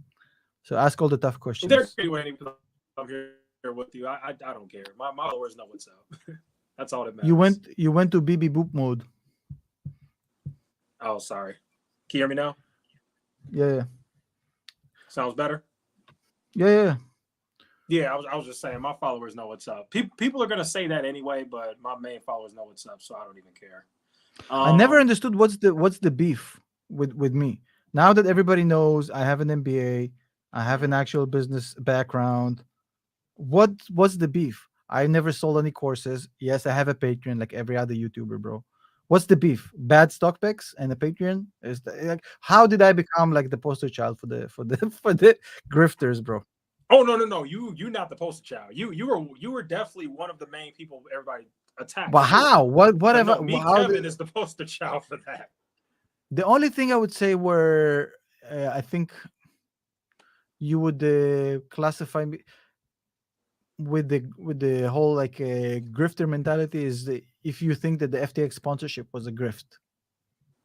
But I would argue that nobody would refuse that sponsorship. The crazy amount of money they were giving you. Yeah, very hard, because they're also legit. Like, I've refused this money before many times. Somebody offered me 40 grand for one video. But when somebody who's legit coming up, like, look, you have to understand that FTX is the biggest dog in the whole crypto industry, bro. There's nobody they're like, it's not, them and Binance. They're on a whole different level, bro. And I know this because my buddy used to work for Coinbase, a pretty senior job, and he told me everything about FTX. They're conservative. They have a lean business, not a lot of employees. They're basically run like a fucking Wall Street shop. They don't learn, like, Coinbase was absolutely like fucking Silicon Valley style management. That's why he told me, look, I know about FTX being like, it's a blue chip. However, why did I get so much backlash on FTX? Is because it's crypto, and some people have inherent problems with crypto. It's like, oh, you talk about a crypto exchange, boom, you're basically it. Yeah. Yeah, that's true. And I think just everything that's going on with crypto is looked on really badly now. Even though stocks have gone down, there's just so many obvious scams in crypto that have just absolutely imploded. I think that's where the backlash comes from too. But I've always said in every single video I've made, and I don't know why people like people take specific things I say and they ignore other things I say. Go back in my history and look. I've always said I only touch Bitcoin and Ethereum. Everything else I either don't understand or I think it's a scam, and I don't touch any of the other stuff. And mainly like it's just Bitcoin because Bitcoin ain't going nowhere. Wall Street is deep into Bitcoin, but everything else I don't know. I've never talked about a single any other coin or anything like that. So, you know. Yeah. Another question right here.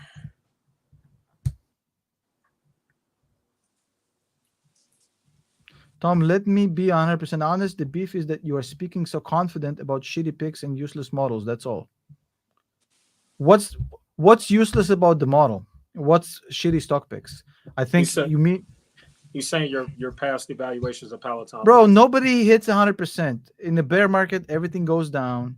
A lot of these stock picks are mainly macro. Some of them are absolute trash, for sure. But most of it is just macro. I think what you're saying again, it's more about the market, misjudging the market, not specifically a bad stock picking. Because I mean, for the most part, if you were in growth for the past 2 years, you're down. I mean, it's just the way it is.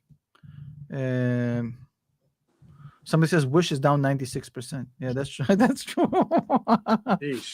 I think I liked it at the peak, bro.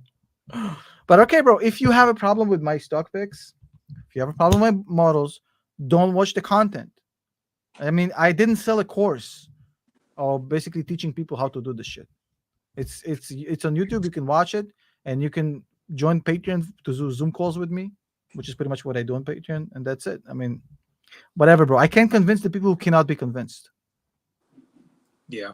Let me respond to this. This person says, Echoes, Scott has a clip of you he posted. Yeah, I see he just posted a video saying Echoes from above threatens me with blackmail.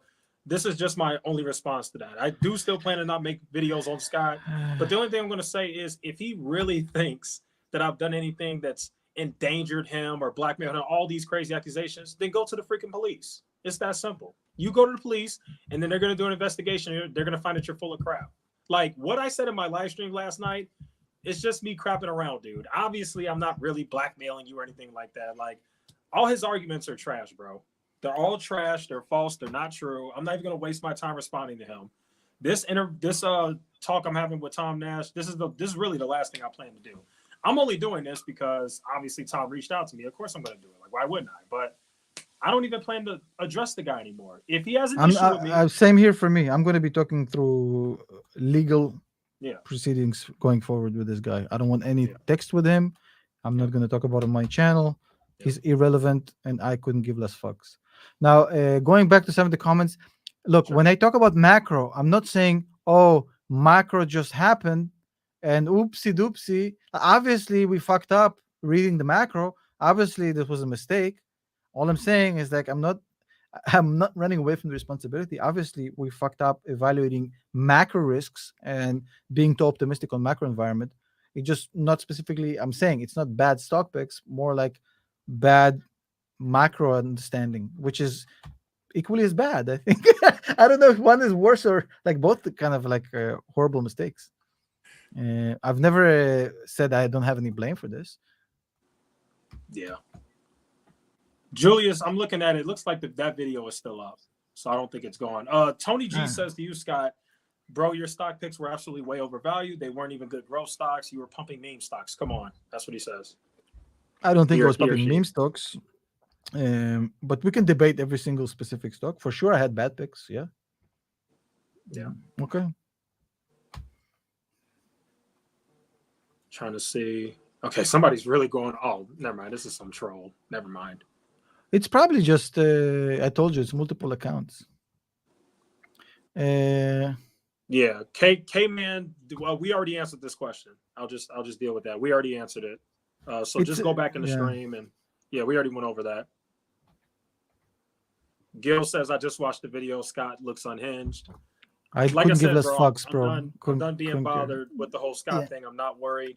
At the end of the day, I didn't do anything. People who have brains can easily see that I didn't blackmail Scott. I mean, come on, what the heck? Like, that's insanity. So I says, are you serious? Are you going to sue him? 100%. I'm dead serious. And I wasn't going to this morning. But now it's gone basically past the point of no return. It's happening. Yeah. This is an interesting comment. I don't know. I'm pretty sure it's directed at me. Probably not you, because I think I'm the one that's all over the negative stuff. Okay, we're all no, human. why it's becoming toxic. You know why? Have you ever played like organized sports? Yeah, of course. Yep. Football, basketball, all that. Okay, so when you have like a winning streak, the team is doing great in the locker room. Everybody loves each other. Everybody's happy, high fiving and shit. Let's say you lost 3 games in a row in the season, or 4 games in a row. What starts to happen in the dressing room, bro? In the locker room, in the team, where you're like, why the fuck are you set the pick right with the fucking why? Where's the defense at? I was wide open. The whole fucking drama starts. Mm-hmm. It's like when the market is going fucking to the toilet and everybody's going at each other's throat. It's normal. That's usually what happens.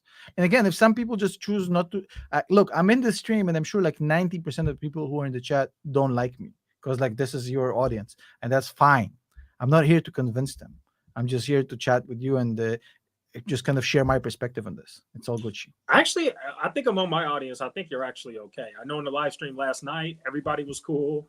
Live stream now, everything's cool. Most of the people asking you questions, to be honest, I do not recognize. So I don't even think they're my followers, to be honest, because I just don't recognize them. So I think you're fine. I'm sure there's a lot of fake like burner accounts, bro. No, there are. They definitely are. Oh man. So to answer this question, does all the negativity and hate affect you personally? Oh yeah. No, he is talking to you. I'm sorry. I'm thinking he's talking about like the negative. He's talking about the negative hate. Okay, so you answered that. Everybody keeps talking about Scott, even though I'd rather move on. He even pulled up Illinois law.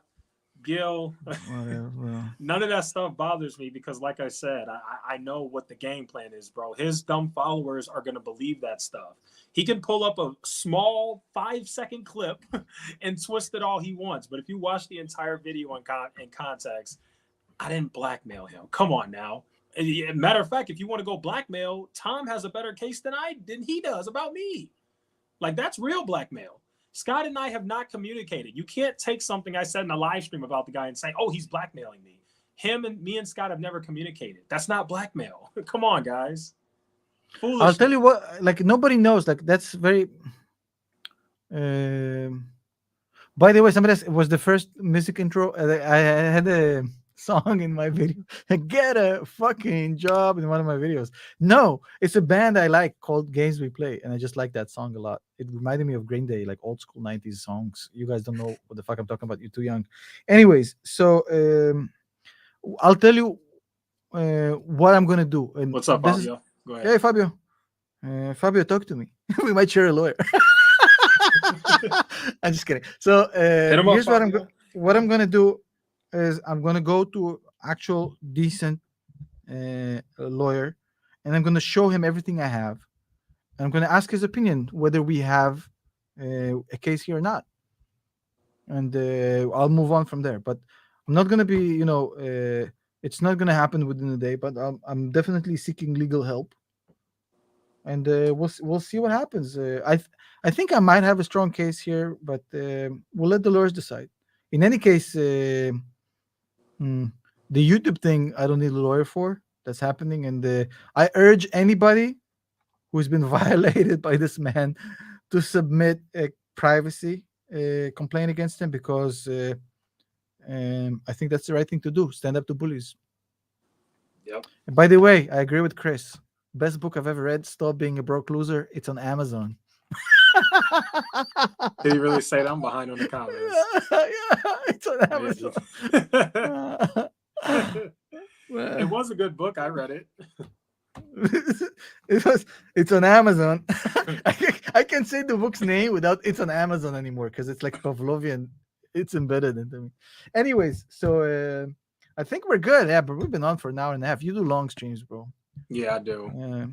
Yeah, maybe a few more questions, and then because I do want to go back to watching football anyway. Yeah, Sunday, bro. Yeah, somebody says, how long did you work on Wall Street? I never walk on Wall Street. Go find the clip. I challenge people on this stream. There's 114 people here. Find a clip of me saying that I worked on Wall Street, bro. Find a clip of me saying that. I've never said I worked on Wall Street. I said I worked for I was a senior financial analyst. I worked for one of the top 4 consultancies in the world, which is PwC, KPMG, and Deloitte. I've never said the word Wall Street. Yeah. So somebody picked it up, the Wall Street thing, and then everybody ran with it. I was like just laughing on the sidelines, like, okay, whatever, bro. I have a video from 2 years ago where I give everything, like I explain everything about who I am, where I worked, and everything. It's on my channel. What do I think about Jeremy? No issues with Jeremy. We're cool. I spoke to Jeremy privately. We're good. You all don't have any issues at all? No, I don't issues at all. You guys ever even having a beef? No beef. No beef at all. I like Jeremy a lot. I know some people hate him. He's been nothing but nice and kind to me. Somebody says accounting firm equals Wall Street. That's absolutely 100% incorrect. Accounting firm does not equal Wall Street. And then somebody says financial analyst and senior manager are completely 2 different roles. That's absolutely also 100% incorrect. So, FYI, those are people who don't know what they're talking about. Ask Tom if he's still beefing with Everything Money. No, I have no beef with Everything Money. They made a funny video with the court scene, everything, Judge Judy thing. I loved it. I emailed them and said, hey, cool video, liked it a lot, no beef. So I don't have any beef with Everything Money. Somebody says, why the beef with Kevin? I'm assuming they're talking about me because me. I think you defend me, Kevin. Actually, yeah, I'm cool with Kevin. Like you're fine. Kevin has been nothing but nice to me, and he's been super cool. Oh, somebody says worked as an yeah. So, bro, I'm after 1 hour and 40 minutes of live stream and fucking dealing with this snot wanker, whatever the fuck his name is, bro. I'm sorry, I didn't catch the joke. You like my name, Snot Wanker? That's a good one. I gotta think of a nickname. It's British. It's British because wanker is such a British thing. Snot Wanker. Let's see. Cedric says, my critique is his finesse style of acting nonchalant about desiring likes or subs and that he was so above it and name. That was somewhat disingenuous, and he obviously wants YouTube money. Not wrong, though. Yes, this is a business. Trying to be different, bro. It's a shtick. Okay. Tomorrow, Chris Norrell makes a video, bro. Tom Nash admits that Don't Click Nothing was a shtick. Yeah, that's just a cool way to remind people to like and subscribe, bro. I mean, what's the problem? It's a business. That's the whole point of being on YouTube. Tell them. You want to get likes, you want to get subscribers, you want to grow, you want to get views. That's the whole point. If you're just like everybody else, then it's just white noise. So whatever, bro. Like if that bothers you, Cedric, it's just don't watch the videos. No problem. Who do you somebody says like? Hello World says Tom Nash doesn't sell any courses. 100% true. Never have. Who do you actually not like from YouTube? I don't have any beef with anybody at this point except from what we just talked about. Yeah, the guy. I'm cool with everybody. Yeah, I'm cool with everybody. See, look, you got people in here who like you. There's one. It's probably my dad. Using Google Translate, like from Russian. Keeps it real. Keithan says, I don't agree with his stock picks, but at least he is keeping it real. I agree. And you have no choice but to respect that. I agree. Yeah, man. I always respect somebody that comes on and confronts it and all that. That's why, yeah, I think you're a really respectable guy, Tom. I really do. Thank you. Appreciate it. Yeah, definitely. Fuad, the man and the legend is here. Yeah, Fuad is a freaking legend. Why did FTX stop the 50K checks? Well, I spoke about it multiple times. I worked with them for a month and a half. I wasn't getting 50K, by the way. I was getting, after the agent fees, after the taxes, it's much, much lower. It's about half that. Once you pay taxes, pay the agent, and whatever. I worked with them for a month and a half, and they basically told me, hey, nobody's signing up from your channel. And I told them, well, duh. I mean, my guys don't really care about crypto that much. You knew that. And then we basically parted ways. I was nothing but nice to them. And they were super professional with me. Paid me on time for the month and a half we worked.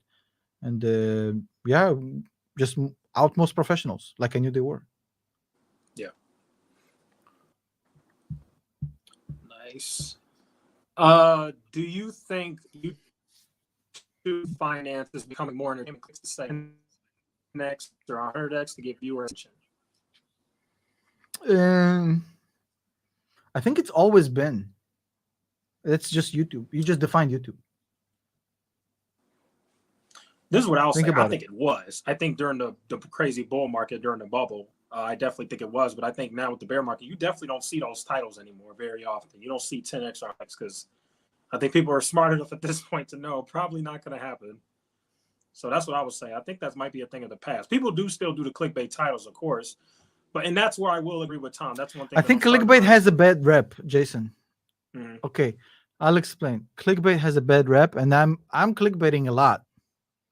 But I can show you the difference between clickbaiting and not clickbaiting. The difference can be a 90% decrease in views without clickbait. If you title your videos like a normal human being, I'll give you an example from your channel, bro. Drama video, which is clickbait by definition, versus market analysis video. Well, how much is the difference, Jason? Tell them. Huge That's a difference. big secret. Huge massive, difference. Bro. Massive. It's like yeah. 10 times more views, bro. Which is why I pivoted.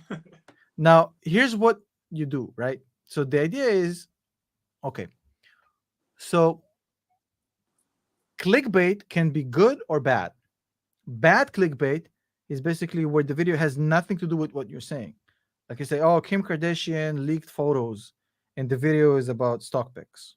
It's like you're lying to people, right?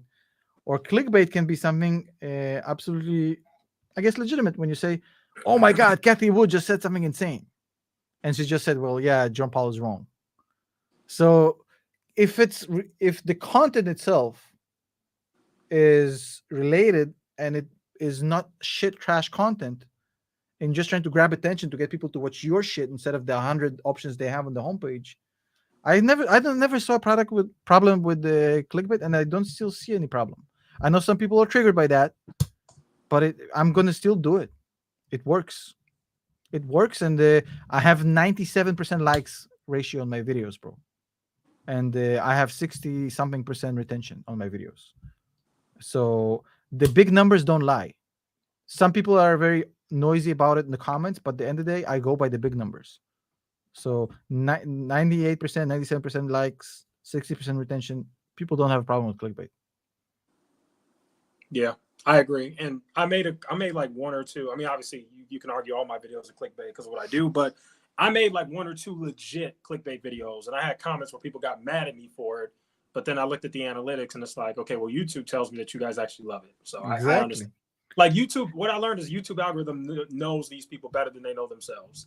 So they'll complain or get mad, but they'll still watch the entire video and comment and like it, and then they'll complain. So it's just like, I trust YouTube. Like YouTube knows better than you guys. Action speaks louder than words, bro. Yeah. They click. Look, I posted a video today, and the video is called I just did an experiment. How to analyze any stock in 2 minutes or less. Talking about my own personal screener. Now, the video is my 10 out of 10. 3 hours, almost 4 hours, 5,000 views. Usually I get like 20 something thousand by that time already, bro. You can see the difference. Just as an experiment to see how much this is going to get, bro. The difference is ginormous, and for me, it's a business. I'm trying to get views. We're trying to get eyeballs in our content as YouTubers. So, clickbait is here to stay, unfortunately. So, I wish we could title videos like normal human beings. Fuad, I can talk to you privately and give you my reading list. On just DM me on Twitter. I'll give you all the books I read. No problem. Yeah, Fabio. I feel bad for you because you do a great job at breaking down stocks. But yeah, the stock videos do not get loved. They just don't. Yo, somebody found out I was a janitor. Finally, this gets out. Woo. Woo. You're a janitor too? Apparently, I was a Wall Street janitor. Well, I'll ask. Somebody asked that I don't see the comment anymore, but here it is. Somebody asked, what do you think of Chris Norland and Mike Stathis? And if you have beef with them? Irrelevant people. I don't care, bro. I don't know. There you go. I'm not bothered by fucking people who scream at the void with like their whatever. I don't care. Like the social media is full of these people who are screaming shit into the void. Nobody cares. I mean, whatever. Yeah. Tom Nash is a janitor in the Georgian infantry, bro. Oh man. Well, thank you. Somebody called me a donkey. Okay. I'll take it, bro. I'll take a donkey, bro. No problem. What else? Lincoln says Echoes make Dan a mod. Okay, Dan could be a mod if he wants to be. Question for both of you. You guys think having bad PR is good for clicks, and good PR gets less clicks? I don't think there's bad PR on YouTube, bro. If people are talking about you, that means you're relevant. Yeah, I agree. I think on YouTube all PR is pretty good. I think so too. Bro, look at Mark A's comment. That's literally like the entire fucking. There's people who like. I'm sure this is gonna happen, bro. Wall Street Janitor confirmed. Time to make 17 videos on it. I'm sure there's gonna be videos tomorrow, bro. I made a joke on that video, like, oh, I'm gonna money grab off of FTX because I have 10 days left to make videos, and I laughed it off. Obviously, I haven't made any. And somebody made a video. Tom Nash admits it's a money grab. Like they'll take every little thing you say and just take it out of context. I find it amusing. Okay. Dan, you should be a mod now. Cool. Somebody's asking more. I'm happy for Dan. Yeah, somebody's asking. I think that's it. I think the chat's running out of steam here. Good. That's it. We had a good time. Yeah, we did. I actually feel better chatting with you about this. I came in very loaded. Now I'm absolutely. You can see I'm relaxed. Yeah. Favorite Georgian food is khachapuri, by the way. Khachapuri is it's the shit. It's not very healthy for you, but it's good. Yeah. Although I've never been to Georgia, but I ate the food. It's there's plenty of Georgian restaurants in Russia, by the way. Nice. Yeah, well, all right then. Guess that's it. Good. That's all I can think of for now. So, yeah, man, definitely appreciate you coming on. You know, this was a good conversation. Obviously, I was so angry, bro. Yeah. You let me blow off some steam. I feel like cathartic right now. You know what I mean? It's been fun. Yeah, I mean, after everything the guys put you through, I mean, I don't blame you, man. Like, I needed just to tell the whole story. You know what I mean? I just felt like he's just playing like this. Playing this as if like I wanted this video made, bro. Like you might think if you, by the way, Tom, do you think Michigan roads are crap? Bro, you haven't driven in Indiana, bro. If you think Michigan roads are bad, go to Indiana. Hey, I used to live in Michigan at one time, so I know how it is. They're bad, bro, but yeah, I think there are other there's worse, bro. Yeah. They're worse. Like if you cross the border and you go to Indiana, bro, that's really like roads become, you can feel like the states change. Anyway, so the way he talks about me as if I requested him to make this video. You would think that from what he's saying. Tom gave me this. Tom was like, motherfucker. Now everybody knows exactly what happened. And I'm happy to fucking expose the guy. That's it. I'm done trying to appease him. Do whatever the fuck he wants. Yeah, and he brought this on himself. So, I mean, what can you do? Yeah. Bro, all he has to do is just not apologize. Leave me alone. I was over this. Don't apologize. I don't want to fuck. You know what I mean? Yeah. Fuck him. Michigan roads are better than its football teams. Incorrect. The Wolverine just beat up Hawaii yesterday. Anyways, we'll see what happens against the Buckeyes later on. Anyways. Hey, Jason, thank you for having me. Let's just end this here. Definitely. I think it's good enough. Yeah, appreciate you being on. And, yeah, man, go watch some football because I know you like sports. Yeah, I'm not gonna watch the 17 videos that's gonna be made off the stream by people who are like leech of this. I'm done. Yeah, I'm done too. I'm not gonna waste my time making any more videos about him. So, yeah. All right, man. Well, thank you everybody in the chat. We appreciate you coming on. Is it more active than usual, or did we get like the usual crowd? Oh no, it's more active than usual. You brought a lot of people out here. We had like 150 people in here at one point, but yeah, no. Cool, man. No, you brought. Go watch my video about the 2-minute stock screener. It needs views. Please help. Please. Oh my. Please. Watch the video. It's dying, bro. It's like the video is like an airplane, like running out of steam, like crashing down. Oh man. All right, man. Well, appreciate you. Peace. All right, see ya. All right, folks. Well, even though I want to end the stream because Tom and I just talked, I'm not going to end the stream. I'm going to stay here and hang out with you. I know some people are going to drop off because Tom's gone, and that's okay. You know why? Because we're back to the regular Echo stream. Okay, first thing I want to say, I'm going to watch Scott's video. And again, I'm going to get all this out because I really don't plan to make any more videos about the guy or talk about him. I really don't. But let's be honest, guys. If Tom Nash messages you and say, hey, I want to come on your channel and talk about Scott, I mean, you know, you got to take that. You know what I mean? Let me move this back some more. You know, you kind of got to take that. So I decided to take it, you know. But since we're still on that subject, because like I said, I really don't want to talk about it anymore. I'm just going to react to what he's saying because I guess he's threatening legal action against me or whatever he's doing. So hold on. You guys know I don't have a computer, so I can't share my screen, but I need to get one. Hold on. Let me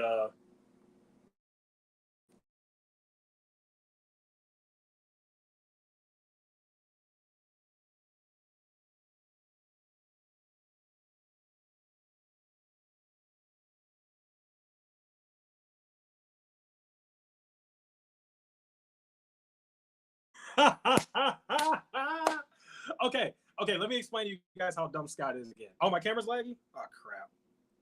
Okay, hold on. Let me explain to you guys how dumb Scott is again. This is so funny. Sorry, guys. I should have moved downstairs, but this was a spur of the moment thing. Tom literally like messaged me while I was downstairs watching football, and you know my girlfriend's here and she's doing her thing. It's not as easy to just go downstairs. I know the connection's not as good up here, so my bad, guys. Normally when I live stream, I'll be downstairs, but it just wasn't able to right now. Is it better, guys? Is better? Okay. Let me give you my reaction to Scott Schaefer's video. This is hilarious. I'm definitely not worried about the blackmail thing. I wish he would actually take legal action over that. So I just watched the video. This is what he said. He pulled up the live stream I did 2 days ago. He pulled up the live stream I did 2 days ago, where I put my phone up showing that he blocked me on Twitter, and I basically said that Scott Schaefer, if you don't unblock me from Twitter, I'm going to blackmail you, and I'm going to expose the information that I have on you regarding the court case. But what he left out in the video was that whole story about him hitting his girlfriend was fake. So he's accusing me of blackmailing him for threatening to expose a story that he created. Oh, now I know my followers are smart. You guys are intelligent. Lots of you guys have really good careers. You guys are not dumb. So you guys are not going to fall for it the way Scott's followers are falling for it. But like I said, guys, let's just say I'm going to sleep well tonight, okay? I'll be honest. The day me, Kevin, threatened to sue me, that was a rough night. I'm just going to be honest. I'm like, holy cow, this guy can really clean me out. Like, my money is small compared to that guy. He's got money. So I'm sitting there like, man, Kevin can really clean me out, which I know some of you guys think that I'm just automatically scared of being sued because of how I meet Kevin. But no. I was scared of meet Kevin because he has $20 million. Scott, come on, guys. Come on now. But anyway, hopefully his followers are smart enough to realize how stupid this video is, but I'm just going to reiterate. I watched the video again. He's literally saying that I threatened to blackmail him over a fake story and fake documents that Scott created in order to trick me. Like, come on, guys. You really think you're going to be able to go to a lawyer with that? Hey, you know, Keenan, the lawyer. Hey, Keenan, you know, whatever his lawyer's name is. You know, hey, Bob. I want to sue this guy Echoes because he threatened to blackmail me. Let me tell you what he did, Mr. Lawyer. Let me tell you, like, come on, like, let me show y'all. He's gonna go to his lawyer and be like, let me tell you what he did, Bob. Bob, my lawyer. Go check out my 19-second video. And the lawyer's gonna be like, okay, Scott, well, can you explain the story? Like, what is he blackmailing you on? Oh, he's blackmailing me on the fact that, well, there was this fake story that I created because I sit at home and I have nothing better to do. And so I created a fake story and I purposely gave that fake story to him. And Echoes threatened to blackmail me with the fake story I gave him. His lawyer is going to laugh him out of the office. That's almost as funny as Scott little petty YouTube beef. Is the connection working? Something weird just happened. That was weird. That's almost as petty as him saying that he's going to take our little petty YouTube beef and talk to the FBI about it. Like, oh my God. Anyway, let me go ahead. Let me go ahead and read you guys the comments. So here's one important comment that somebody left. So this troll account, meet stepsis alcoholic douchebag, left a long comment. I'm going to read it to you guys. This is on Scott's video, by the way. Hold on, this is on Scott's video. Can y'all see that? Oh, that freaking light. There we go. God dang it, ring light. So that's Scott's video. This is the comment. I'm going to go ahead and read it to you guys. So meet stepsis alcoholic douchebag says, this is getting out of hand and petty now.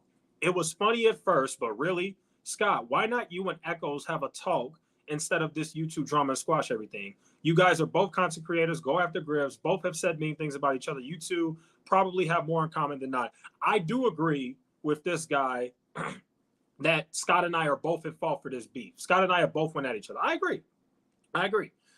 He said he's willing to talk with you and debate you. Yes, I've said numerous times me and Scott can debate. Matter of fact, if Scott, if you're in the chat, you could come on and debate right now. Literally, you could come on and debate right now. Maybe if you come on here and you're actually reasonable and not a jerk, maybe you could stop Tom Nash from suing you. I don't know, dude, but that's where it's at. He said, this guy says things get old after a while. At first, the back and forth is funny, but it gets old. You guys can agree to disagree and leave each other alone, but at this point, you two should do a live stream debate. I agree. And I've said this numerous times that Scott Schaefer and I can do a live stream and debate. As a matter of fact, Scott, if you're in here, why don't you come on here and debate me now? Matter of fact, guys, if you want to do this, it's up to you. If you guys want to see me and Scott Schaefer debate right now, feel free to go on his latest video that he made about me, Echoes from Above, Threatens Me with Blackmail. Feel free to go to that video and leave a comment. And feel free to go to that video and leave a comment.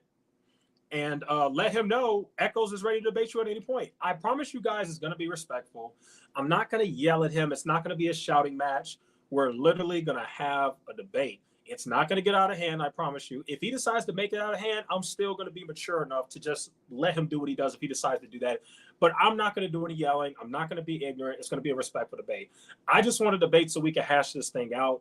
I've been wanting to debate the guy and hash this thing out. Matter of fact, I would argue that if Scott wasn't so afraid to debate me, we could have been hashed this out and gotten to the bottom of this. And maybe all of these things that have escalated to the point they have wouldn't have gotten so bad. But once again, I just want to reiterate, at the end of the day, I haven't done anything that I could get sued for. Let me just make that extremely clear. So Scott threatening to legal action and all that crap, not worried at all. Okay? Not worried at all. This is way different than when me, Kevin, had me a little worried. Okay, this is way different. And again, this video of him saying that I blackmailed him is just crap. It's crap, guys. I mean, right. I blackmailed you on a fake story that you gave to me.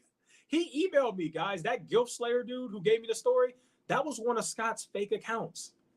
So I'm blackmailing you for a fake story that you made up and gave me. Okay. Yeah, let's see how well that holds up in court. Come on, dude.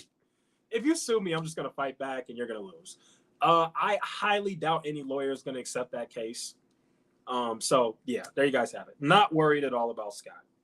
Not worried at all. This guy, Andre J, commented on Scott's video and said, you of all people complain about blackmail. Nice try. Yeah, have you guys not just watched this stream? We literally just had Tom Nash on here. And he literally explained how basically Tom is saying that Scott Schaefer blackmailed him. Like, come on, dude. This thing has, I'm not gonna lie, guys, this thing has become a clown show. It really has. It looks like people in the comments are getting tired of it too. Unless maybe all those comments were his own accounts. But yeah, he's not even getting the normal comments he normally gets. But once again, yeah. Do you guys want Scott to get on here? Because yeah, go tell him. Go tell him. Okay, let's respond to some people. By the way, guys, we can have a debate show too. I mean, I'm sure I can't be on here much longer. Matter of fact, let me ask my girlfriend because I don't want no problems. But hold on.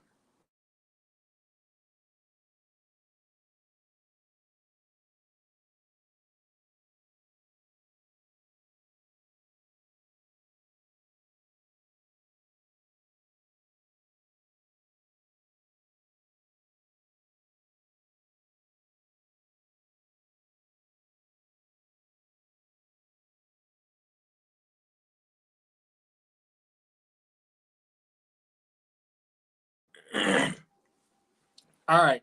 My girlfriend's giving me 10 minutes, folks. So we got 10 minutes to get Scott on here and debate me. Yeah. I muted myself because I just called my girlfriend real quick just to make sure everything's straight. We got to make sure the home is happy here. You know, there's another person who lives here with me, my girl.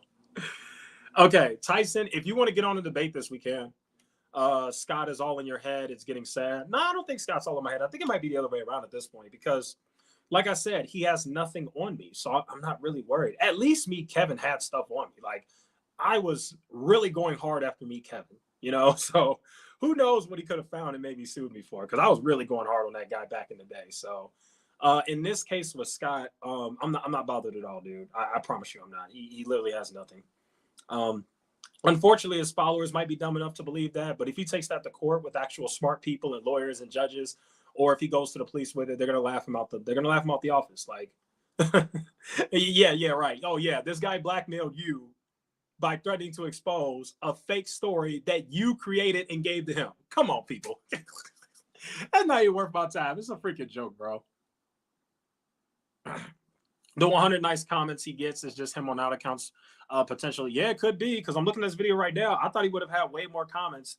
He seems to have more comments from my followers than his own, to be honest with you. I see 3 people who comment on this video that are legit followers of mine, literally. So I don't know.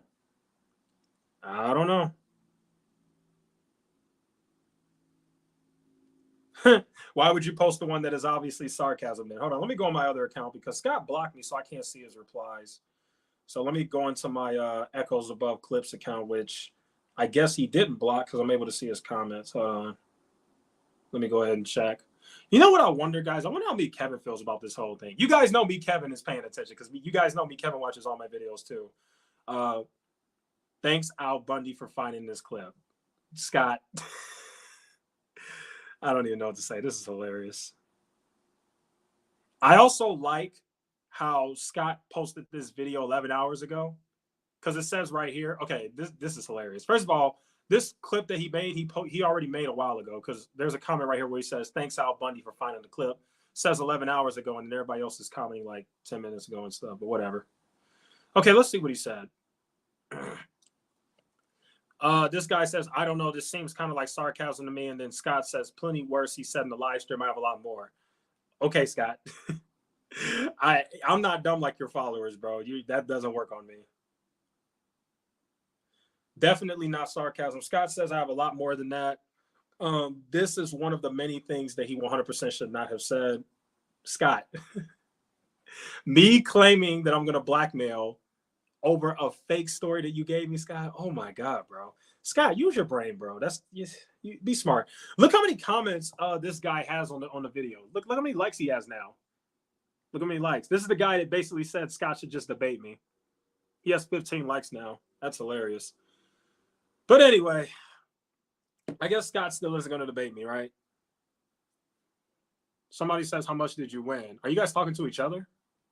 What did I win? Snot won't debate you because he knows he's not intelligent to defend himself on the spot. He's also got me blocked, even though I don't post on his videos. Yeah. Get him on here. I don't know the guy. I want to see a debate. Go comment on the video. Don't be rude or anything like that. I know you guys aren't, because my community is really not like that. Half of these trolls are not my followers. So, but yeah, I know you subscribe to my channel, Venture, and I know you're a new sub. So thank you for that. I love all my subscribers, to be honest. I appreciate you being here, but yeah, if you feel that way, Venture, go on his channel and tell him. Go comment and say, go debate Echoes. Like, I got about 10 minutes, so he better come on. We can get this over with. Tell her you're making money off of it. Bet you she'll be fine with it. Yeah, the fact that I'm making money is the only reason she's fine with this. At least I think. Who knows? I don't want to speak for her. This man made another alt account. Yeah, this Ali guy might be Scott too. I don't know. Who knows? I won't block good jokes. Yeah, don't block good jokes. That's what I'm saying, man. If you guys are actually good and funny, you can stay. If you're funny, even if you troll, if it's funny, you can stay. But if you're just going to be a complete jerk or a clown, then, you got to go, bro. I told you me, Kevin, will come out on 9/11. Yeah, you were right. You were right. You were absolutely right. I thought he was going to come out on September 12th. But yeah, you're right. You're right. Is it illegal to create a fake arrest record? I don't see how you can sue for a fake report that you created and admitted you were the one that disseminated. Exactly, Slurpees. Exactly. And also, not only can you not sue, you can't claim that this guy blackmailed me because he threatened to expose a fake story that I created and gave to him. I mean, holy cow, this guy is insane. Now, I'm sure he's going to be really mad and he's going to go on a spree of releasing videos about me because I just had Tom Nash on. And that's fine. I don't care. But I'm letting you guys know, starting tomorrow, I'm going back to the Meet Kevin and everybody. I'm going back to the actual drama and everything money and stuff. I'm done with Scott. The only thing that will make me like talk about Scott at this point in terms of videos after this one, because obviously I'm talking about him now. But the only thing that will make him that will make me talk about him at this point is if he came on and debated me. That's all I want. Just come on and debate me. We can hash it out and we'll be done with it. But he's too scared. I don't know why. It's weird he's so scared. I don't know why he won't come on. That's weird. But yeah, he's pretty scared. Okay. Oh, you guys are talking about sports betting? Bro, let's talk about sports betting. I got hella parlays. Bro, I got like 4 or 5 parlays. Matter of fact, I'm missing it because I'm on this stream. But, bro, I got a couple parlays, too. I can tell you guys who I had. Yeah, I had the Eagles, Dan. I definitely had the Eagles. I had the Browns. I don't know if the Browns are winning, but I took the Browns.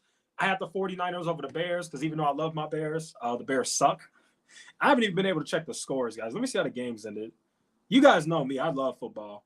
I'm beating all my friends in fantasy, too. I am murdering them, so I'm about to take their money because I'm killing them in fantasy. Let's see who won. Oh, the games aren't even over.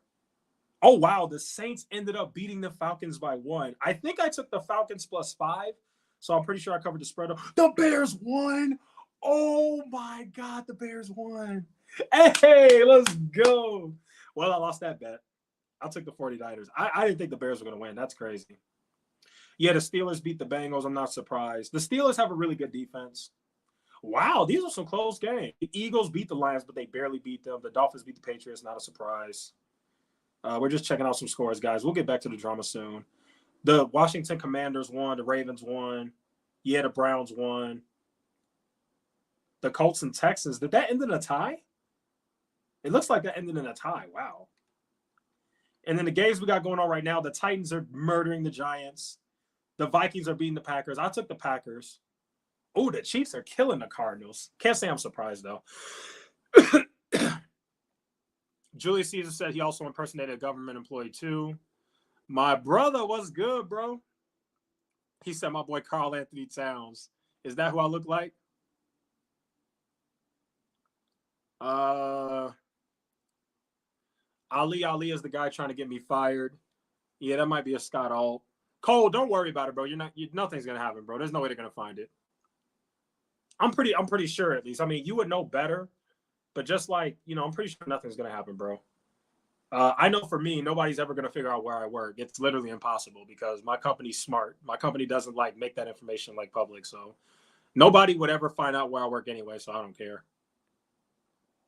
There's also other reasons, but I'm not gonna get into that. I'm not gonna give anybody ammo to find out where I work. I do work for an insurance company though, but you'll never find it. I love it.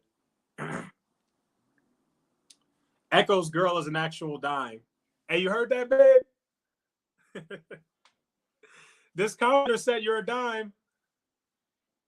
Yeah, he said you're a dime. He or she.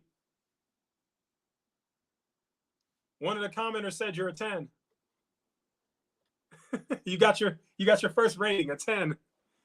Thank you, P. Morton. I agree. My girl is a 10. She's beautiful. She's a beautiful, lovely lady. I noticed you got plenty of camera angles in that small attic. Why do you keep making fun of my attic? Do I need to do an apartment review? You guys are being mean. I guess Scott isn't going to come on here and debate. That sucks. I'm better at sports betting than short-term contracts. You be winning, Dan? Yeah, I'll be winning too, but not that often. I wouldn't say I'm a good sports bettor, but I'm definitely okay. Like, I definitely be winning. Oh, God. Saints came back from down 15-4, baby. Yeah, congrats, Cole. I know the Saints are your team. Yeah, congrats on that. The Falcons were killing you guys. I don't know how you guys came back. I have to go back and watch the highlights. Gil says, Cole, I'm sure I can explain to your job what happens if Scott contacts them. Cole, I don't even think your full name has ever been out, right? I think people just know that your name is Cole. I don't think people know your last name. And also, you don't really have a social media presence like that. You're just on YouTube. So like I said, Cole, I don't think they're going to be able to find you. I think you're fine, bro. I really do. I think you're fine, bro. I wouldn't worry about it. I don't think you have anything to worry about. I really don't. Now, if it does happen, we can go from there and figure out solutions and stuff. But I think you're good, bro. I don't think anybody's going to do that. I think you're fine. I think you're fine. If you did content about NFL/basketball betting, I would watch. Hey, that's what's up. I mean, we could definitely talk about it on stream sometimes, definitely. Yeah, I really do this sports betting thing, bro. Like, that's my thing. Like, my rule is always I only put like, $50 or whatever, and yeah, I mostly do parlay. Honestly, bro, I just do sports betting for fun. Like, I don't expect to get rich from sports betting, but yeah, definitely. I mean, Dan, I'm definitely going to talk about sports betting more on the stream since, football season is here and that's where the money gets made. I got to see how many of my tickets are still alive because the 49ers losing actually kind of hurt my tickets. Hopefully I didn't put them on every ticket. Snot Wanker says, I will steal your girl, Echoes. Oh my God. Snot Wanker's going to steal my girl, guys.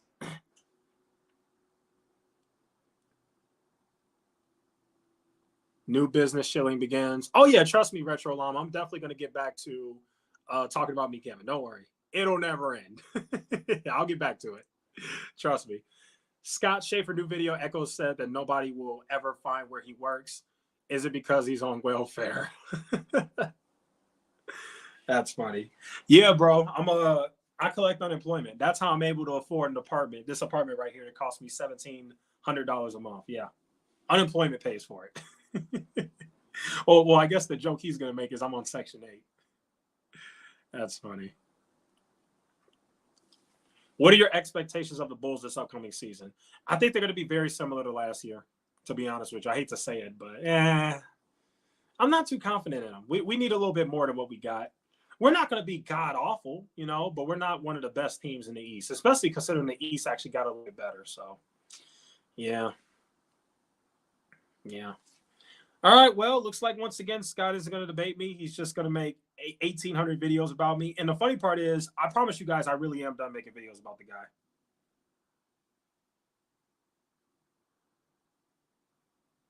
Oh, look, Scott finally replied. Scott said he's welcome to come on my channel.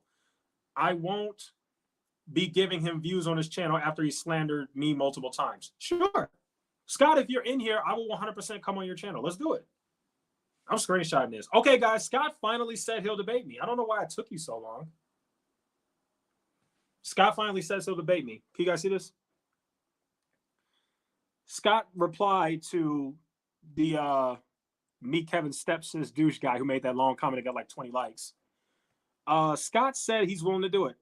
Scott said he's welcome to come on my channel. I won't be giving him views on his channel after he slandered me multiple times. Okay. That'd be great. That would be great. So, Scott, go ahead and comment with your Crypto Jedi thing. I would love to come on your channel. See, Scott, here's where you and I are different, okay? Everything for you is about views. I don't give a rat's butt about views, okay? Plus, in case you guys haven't noticed, I actually have fun doing this. Like, I enjoy doing this. I just happen to have a following. But coming on camera and talking my smack is fun. Plus, most of you guys know I've actually been doing this longer than you think. I used to do this exact same thing on Facebook, except instead of talking about like finance and stocks, I used to talk about like politics and stuff. But that's all. But yeah, Scott, you want that good old ad revenue? That's fine. I don't care.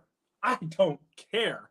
Matter of fact, I'll make sure you get your ad revenue. I won't curse or say anything, that would make your video demonetized. Like, honestly, it's going to be a respectful interview. Can somebody please comment? You guys know Scott has me blocked. Can somebody do me a favor? Can somebody go to this comment right here that Scott made on his latest video where he said that, whatever he said, what did he say? Where he said that I threatened him with blackmail. Can one of you guys go to that comment and let Scott know that I'm ready to debate him? Can you guys let me know? I guess the few of you guys who haven't been blocked yet, I know many of you guys have been blocked, but whoever hasn't been blocked, please do it. Because Scott said he's welcome to come on my channel. I won't be giving him views on his channel after he slandered me multiple times. Bro, I'm down. Like, I'm so down. Bro, I've been trying to debate you. Bro, Scott, if you and I debate, we can literally hash this whole thing out. And the way I see it is, you and I aren't going to agree. You know, we're going to have our differences because we don't like each other, which is fine. But I think two men who don't like each other can still debate, because at the end of the day, bro, none of this is going to ever get violent or physical or anything like that. This is just internet beef, bro. So we might as well just talk it out and let the people decide, right? I feel like that's the best way to go. Like, this is internet beef, bro. So come on. Yeah, guys, go to that comment, though. Somebody go on there, help a brother out. He blocked me, so I can't tell him. But somebody go to this comment right here on his latest video and tell Scott that Echoes is willing to go on Scott's channel and debate. If Scott wants the views and the ad revenue, let's go. You can have it, bro. I'll give you a super chat. Like, you want a $20 super chat so you can fight your lawsuit Tom Nash is going to give against you? Sure, bro. Sure. Whatever you need, bro. Let's just freaking debate. Let's freaking debate, bro. All right, guys. I think I'm going to go ahead.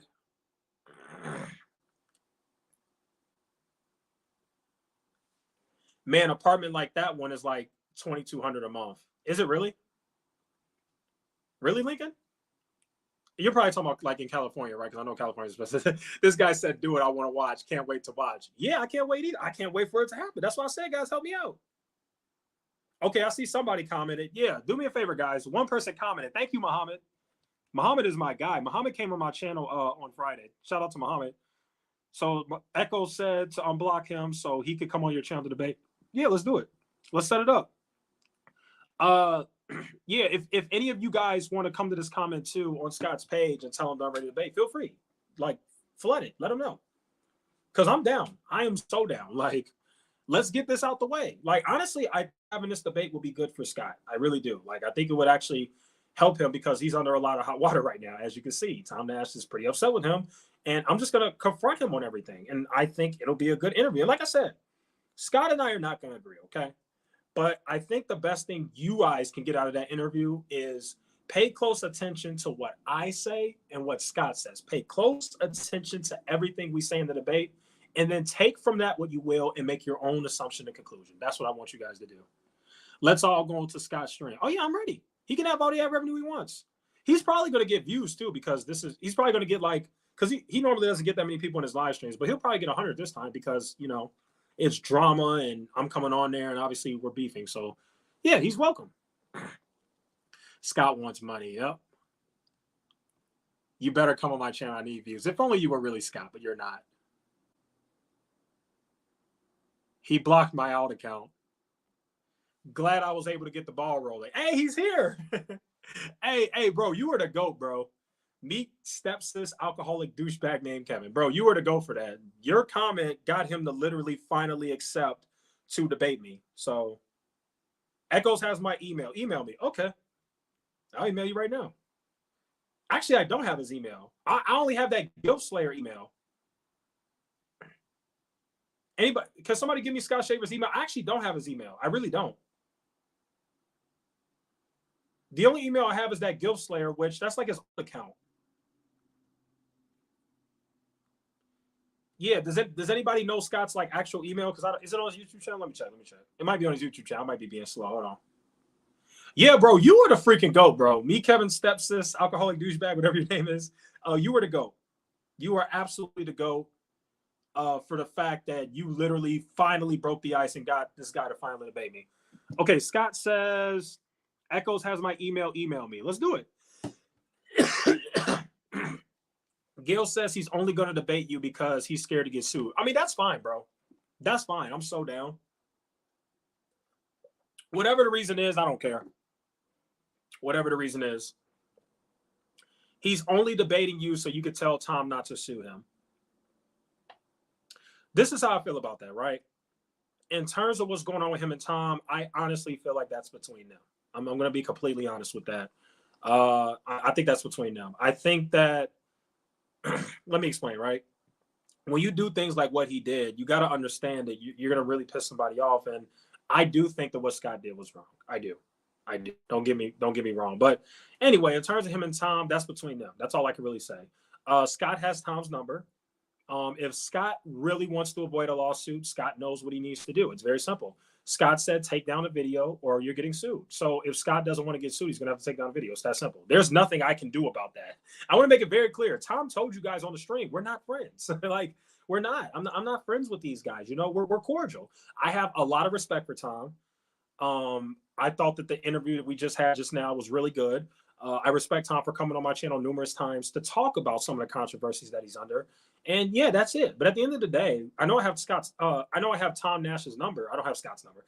I know I have Tom Nash's number, but we're not friends, you know? Like that's just how it goes, you know? We're just not. So I just want to make that very clear. I can't tell Tom, hey, don't sue him, bro, and he's gonna listen to me. What the heck? Tom and I just got to know each other like a few months ago. Like, come on, bro.